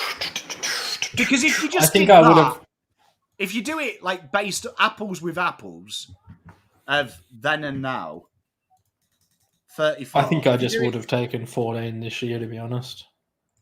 If you do it apples with apples... Jacob Constanti is going to be the steak knives in a Luke Parker trade. He might be the best asset in the Luke Parker trade, just quietly. Like, I mean, they've got their man, but I don't think that benefits West Coast whatsoever as well. I think West Coast need picks now. Rambo makes a good point. Hawthorn could have a horrible season next year, and then West Coast would be laughing. But I will bet you this much. West Coast are already going to be fine next year because they're not going to have a very good year themselves. You know what? It's weird that these trades are going through now. It's like they kind of want to finish at the pretend deadline. Yeah, but I just think the future first is a bad deal for West Coast. I just would have rathered 14 this year. Because I feel like they need volume now. And with 15 minutes to go of the window, you ain't turning them into a pick now, are you? No, but I guess they can do it between now and the draft. You can still trade draft picks. But I just would have much rather have 14 this year than a speculative pick next year. Picks are already valued less when they're future picks, let alone when you consider at 14 this year, they're potentially getting like a trainer who could cover the Barras hole long term. So I don't know. I feel like it's just kicking the can down the road for West Coast. Their priority has clearly been to bring in developed talent to keep Harley Reid happy this year. That seems to be what they're doing. It's going to be interesting what they do because there isn't, like we say, there's 15 minutes to go. That's it. I'm just waiting for this trade to actually come through as confirmation because it's not confirmed anywhere. It says it's been done, but evidently we don't release how much it is anymore. No, well, I've got lots of thoughts on how we cover player movement. No, but like everyone knows this trade was done 2:00 Monday, right? Let's not pretend this was done. Like, this is like being shocked you watch Titanic and the ship sinks. I know. Like, this is you there at the cinema going, well, fucking hell, didn't expect that to happen. Like, you know what's going to happen. Like, so how haven't we just... Surely they should have a sexy graphic on the point, shouldn't they? It shouldn't be that difficult. No, if this was a real sport, and I often use that reference, the deal would have been tweeted out at 2:00 today with the exact details of what it was. Stewson makes a good point. Chad Warner next year. Do you think, though, like, I look at West Coast and Chad Warner, yes, it would be sexy for them to have him. But is that really what they need? I think Warner's going to go to Fremantle if he moves. I don't think he's going to go to West Coast one way or another. So, can I also ask a question? Why is Christian Petrarca involved in trade negotiations? That is Petrarca. That Petrarca? Is it Petrarca or just another Italian man? Have you tried to accuse me of stereotypes? That looks like track. Someone in chat let us know. It's probably. I think it's just a manager, some sort of player manager or something. Mate, what? Is he called Christian Petrarca? like that looks like you've gone to Temu and bought Christian Petrarca. Is it actually his brother? No way! There you go. Just another Italian man. Okay. Well, I didn't even... Julian, shut up. Kane Corns has spent a lot of time talking about Carlton during this Final hour or two of trade period. Matt, you don't want to get me started on I never thought. I'm glad my granddad's dead, because if I had to explain to him that a German is in charge of my great country's football national team, he would be like, "Well, what the fuck did I go over to France for?" Like that would be his response. Yeah, I'm genuinely surprised. I can't get over how Christian Petrarca's brother looks like Christian, and I don't want anyone in chat to go, "But Pom, they're brothers." I understand how genetics works, right? But he looks identical. If someone comes in the chat and says they're twins, I'm done. I don't look a hell of a lot like my brother, just for the record. He's my half brother, so you probably wouldn't get me confused with him. But honestly, he looks the spitting double. They've looked very similar. He's just not quite as ripped as Christian is. Do you know what I mean? Like, fucking hell. I mean, I am watching it at 720p. So, I mean, obviously, I'd imagine at 720p, I look a little bit like Brad Pitt. But, like, they do look very similar. Right? Well, they are. I mean, it's not often I'm surprised, but you've surprised me, chat. I did not know he had a brother. And can we get him to play for Carlton? Is that a possibility? Chat, let us know what they're saying on the video about, because it looks like Bailey Smith's about to get traded, as wouldn't surprise anyone. But I'd love to know. She's filled tough though. The cat, fucking. I like Let Dog assuming that Pom just thinks all Europeans look the same, like all English people look the same. Not Europeans, Italians. Let me be very specific. To be fair, Track looks like Track's James jeans. Peatling has been traded. What was that trade, chat? Crows give up a future second and GWS hand over Peatling a future third and a future fourth. So that's not a lot to give up for the best player in the AFL. So GWS offer a future?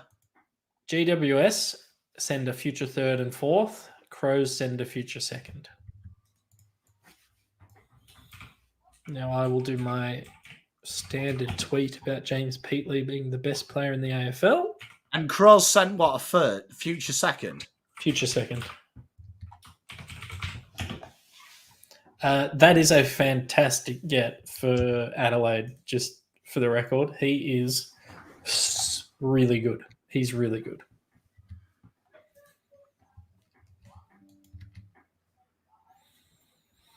Xavier O'Halloran will stay at GWS. That's because dealing with the Dogs is very difficult. I thought it was too late for that move to sort of happen. Oh, Sauce is on stream. Have a look at any St Kilda's polo. That nasty deal there, and look, pretty fair. Look. Bring it up, Pom. Let me see.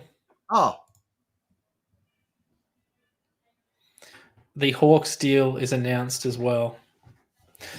Yeah, I think that's a fair deal. I think James Peatling ends up way outperforming that, what the algo spits out for him, just because it's obviously affected by him being sub a lot of the time. Pommy, here is the Hawthorn deal. Hawks give a future first, second, and third. West Coast. So Hawks give is that their one?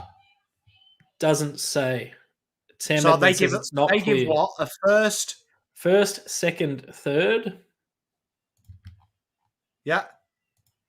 West Coast send Barras and a future fourth.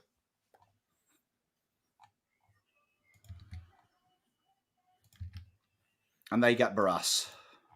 Yep. Well, I mean, we just covered that trade. Finally get the business done, and probably the only trade that's been done here that Carlton really care about, because then they got that deal done pretty quickly, didn't they? And this trade probably opened up us getting all the players we wanted. It did. Caleb Daniel's been traded for pick 25, which is bloody great return for the Dogs for a guy that they were playing out of position and as sub. I don't know what that means for the life of Zach Fisher at halfback. It's going to be interesting there. So we've got that deal, and then has the Peatling deal been made official yet? Yeah, it has. It has. Not tweeted out by the AFL, but it has gone through. So we should have some more deals as well, shouldn't we? Yeah, so Caleb Daniel for 25 has gone through, which will probably... So do you reckon 25 now that the Dogs have got that, because Nick Austin's shaking hands with the Dogs, that there's another deal coming through? I think potentially Kennedy's going for 25 and something going back. Imagine if I nailed it yesterday, that 25 would come back for Kennedy. Jack McRae for pick 45 is happening. And Matt Kennedy is being traded to the Bulldogs. We don't know if that's for 25 or for 45 yet. If it's 25, that's the best deal ever. And I gave you that. Look at that. Sauce is there. And Nick Austin's Luke like, Parker and Jacob Constanti have been traded for pick 44, which is a great win for North Melbourne. Big.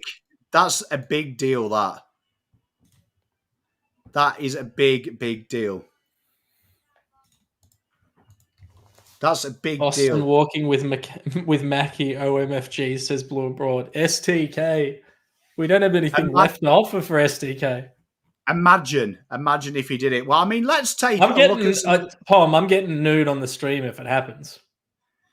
Do you know what I mean? They also reporting, you touched on it earlier, Xavier O'Hallahan definitely staying.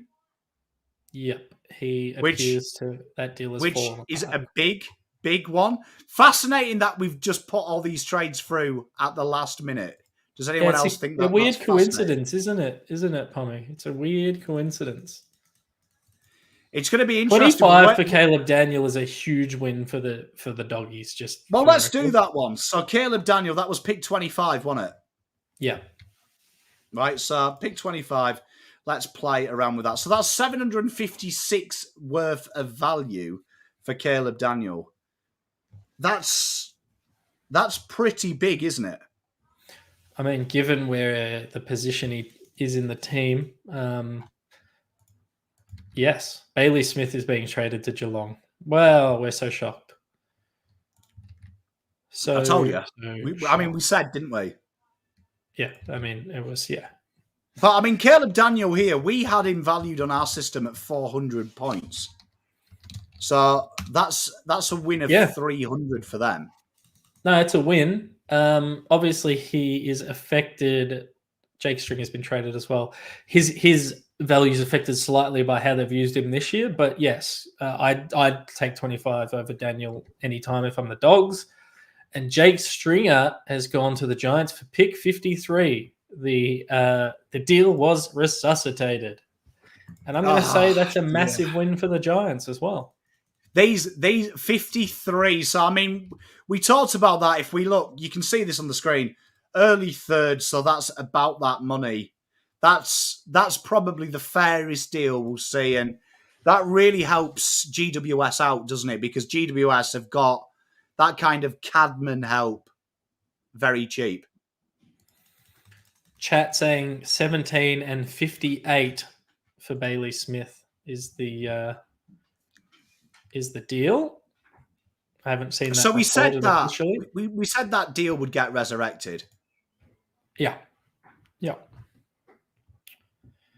It's funny that Jack McRae is valued lower than, I guess you've only got the picks you got, but it's funny that he's rated lower than Caleb Daniel. You know what, though? It's interesting that 25 comes back to Carlton. It feels like that's what might be happening, yes.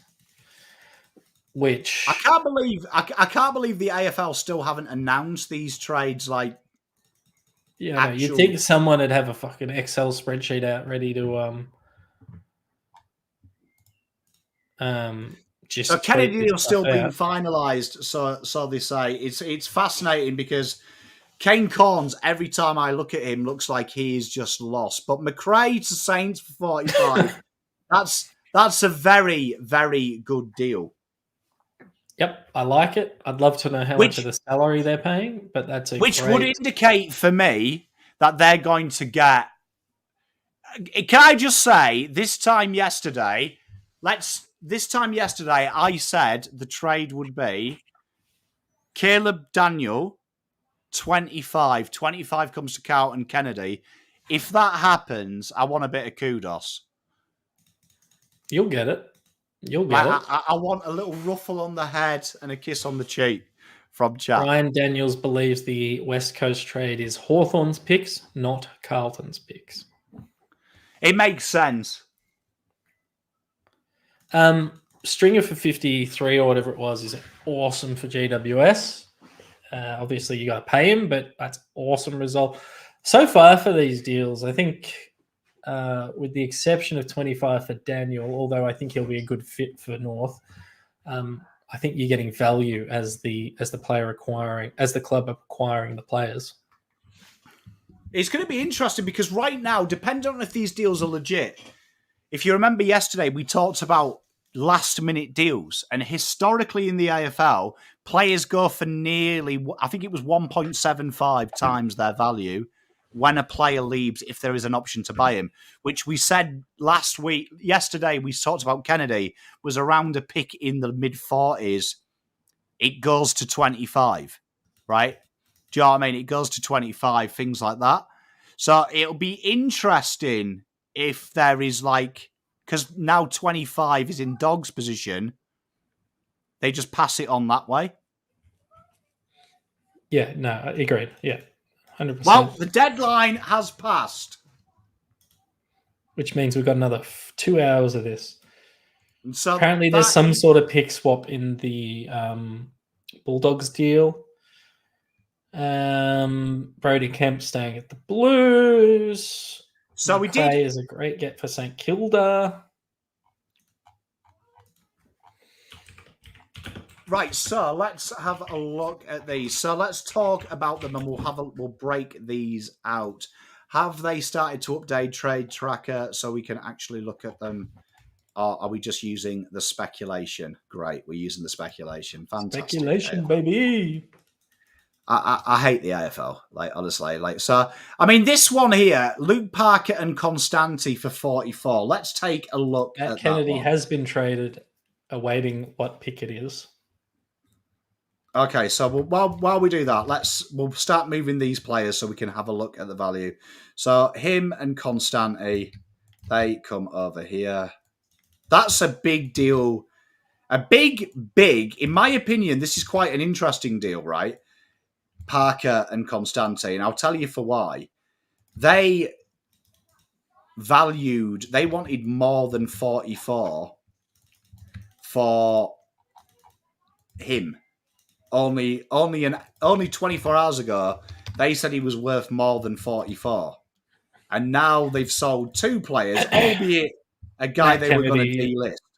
Sorry, I'm just jumping in. Matt Kennedy has, according to Josh Gabelich, has been traded for pick 38. That's interesting. But let's do this. So North have done this. Great deal because North have only paid 362 for, we had value at 350 for Luke Parker. And that's what they've done now. These two come in here. That's a very good business by North Melbourne in the terms of it's cost them next to nothing to get Constanti in as steak knives. I think it's great upside, right? So they bring in two experienced players, and now they've got an upside small forward. They need a small forward. They have tried a few that haven't quite hit. I think North have done very well. I know there'll be some North fans out there that hate Darling and Parker as acquisitions, but I think it's a great result. It's going to be fascinating, and obviously we've got the James Peatling deal that we need to do. So where is James Peatling on here? So James Peatling, that's a real good get, isn't it, for Adelaide? Yeah, Peatling's really good. He's a really good player. He can tag. He can play in the midfield. He can at times go forward when they've needed him to. DWS, bit of a utility, but predominantly a midfielder. Maybe just helps align, assuming he does go there to be a midfielder, helps define some roles for some of those Rochelle Rankin types where it's like, no, you guys are forwards. We've got an extra mid now. So I quite like that as an acquisition for them. Mate, it's going to be fascinating what they do, isn't it? Like if they, how they're going to look, their list. Yeah, it's the Adelaide, I had really high hopes for them this year, which they didn't deliver on, and they've added the best player in the AFL to their team, so presumably they're going to win the flag next year. And right, so there's a late mega deal. This is the final deal that got Bailey Smith across the line, Pom. It involves 3 teams, Geelong, St Kilda.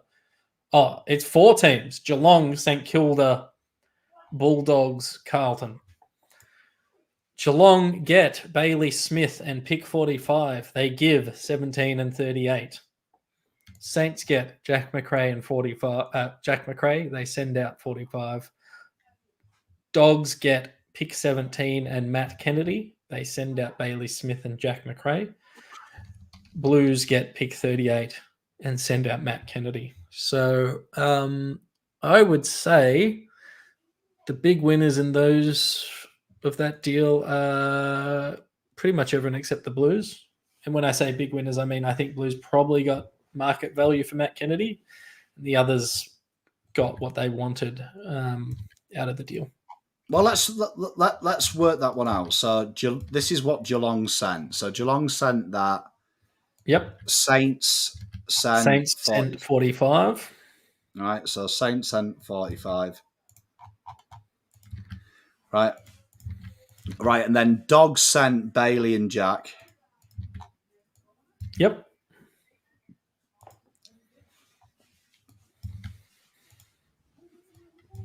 So we've got what? That was just from memory 1161, and this was somewhere in the early thirds. So that would be 350.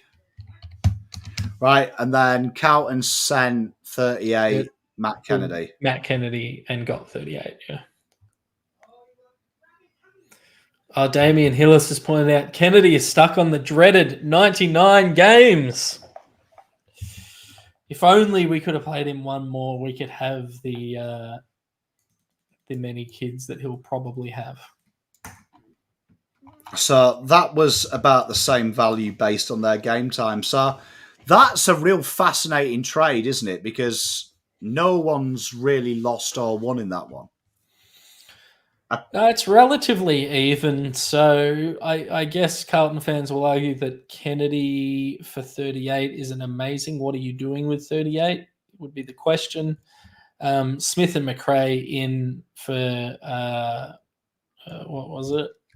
Smith and McRae out for 17 and Kennedy. I think that's fair because I think Kennedy can cover a lot of what McRae was doing for that team. So they get 17 for Smith. To me, that's probably fair.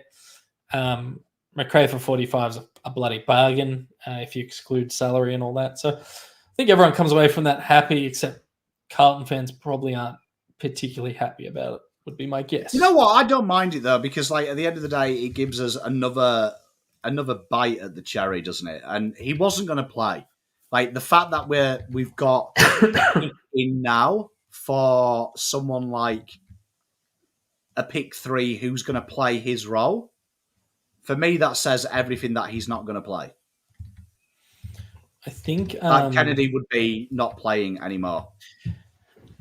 And I was talking about this today at work. I think the plan would be for pick 3 to take Kennedy's spot as that midfield depth.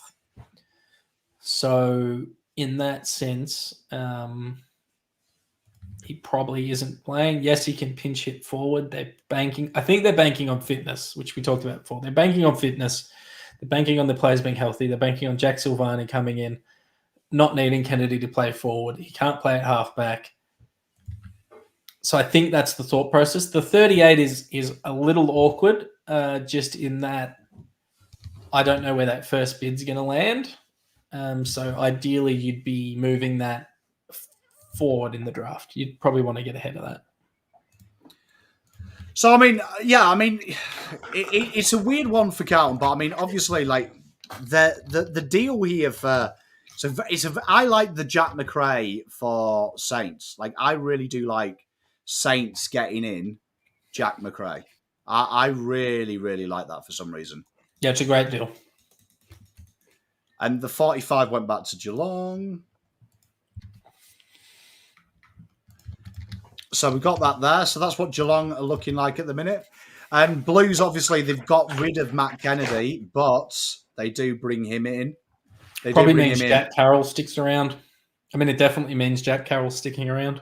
Well, it definitely does, doesn't it? And also, if you look at this now, like Geelong somehow adding the great man, Bailey Smith, to that list is pretty impressive, isn't it?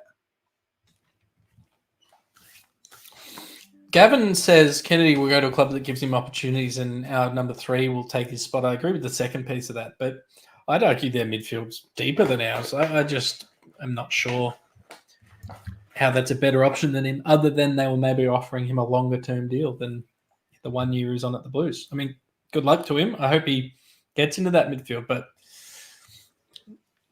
McRae couldn't get in. It's going to be quite interesting in what the season presents now, because they've now got the trading of picks to do. So I'd imagine we might start seeing some more deals come through for picks at a later date, wouldn't you? No, I'd be really looking and intrigued about what the Eagles do. Yeah, I think there's going to be a lot of pick swapping now. So what did we have? I'm just counting up Damo's summary. 1, 2, 3, 4, 5, 6, 7, 8, 9, 10, 11, 12, 13, 14, 15, 16, 17, 18, 19, 20, 21, 22, 23, 24, 25, 26, 27, 28 players moved in the offseason. Well, people saying that it's like, why would the Dogs get him? I genuinely think he does play, because Bailey Smith, they kind of use him like we use Kennedy, play him forward, roll him through the midfield. And with 2 minutes to go on the window, the best player you could find was probably Matt Kennedy. Yeah, it's an interesting one. I guess the thing I'm focusing on is that Jack McRae couldn't crack in, and I'd say pound for pound, I'd still rather Jack McRae in my side. But yeah, but you've got to you ask yourself, Jack McRae was shit at half forward, and that's where they played him. Like, at least Matt Kennedy, that's his bread and butter. Yeah, true. I guess if that's the plan. I know he wanted to play midfield at the Blues, and we didn't see him as that. He has signed a 3-year deal with the Dogs, so he's got an extra 2 years on top of what he was, and that is probably, at the end of the day, the decision maker for a player. Hey, mate, we'll sign you for 2 more years. Mate, he's got the security. He's got that in, but 9 players they're claiming in the last 10 minutes. So those who are just tuning in, Bailey Smith got to Geelong, Tom Barras got to Hawthorn, Daniel ended up at North, Jake Stringer got to GWS, Peatling got to Adelaide, McRae got to St Kilda, Parker got to North, Matt Kennedy got to the Dogs, and Jacob Constanti joined his former captain, Luke Parker, up at there. Number 7 is free, opening up the door for the legend that is Sid Draper. But, chat, it's really sad, right? It's really sad that this will be like one of the last lives until the draft. So we're going to have a week or so off. You'll have some pre-recorded content. I might do a live this weekend where we'll recap everything and have a look at the lists. But chat, 3 hours. You joined us. We had some chats. Thank you very much to Let Dog. I'm sure me and Let Dog will be back in the off season, but Sure. we'll be back for hardcore draft starting in a couple of weeks. So thanks very much, chat. We love you all, and we'll see you later in the week. So bye.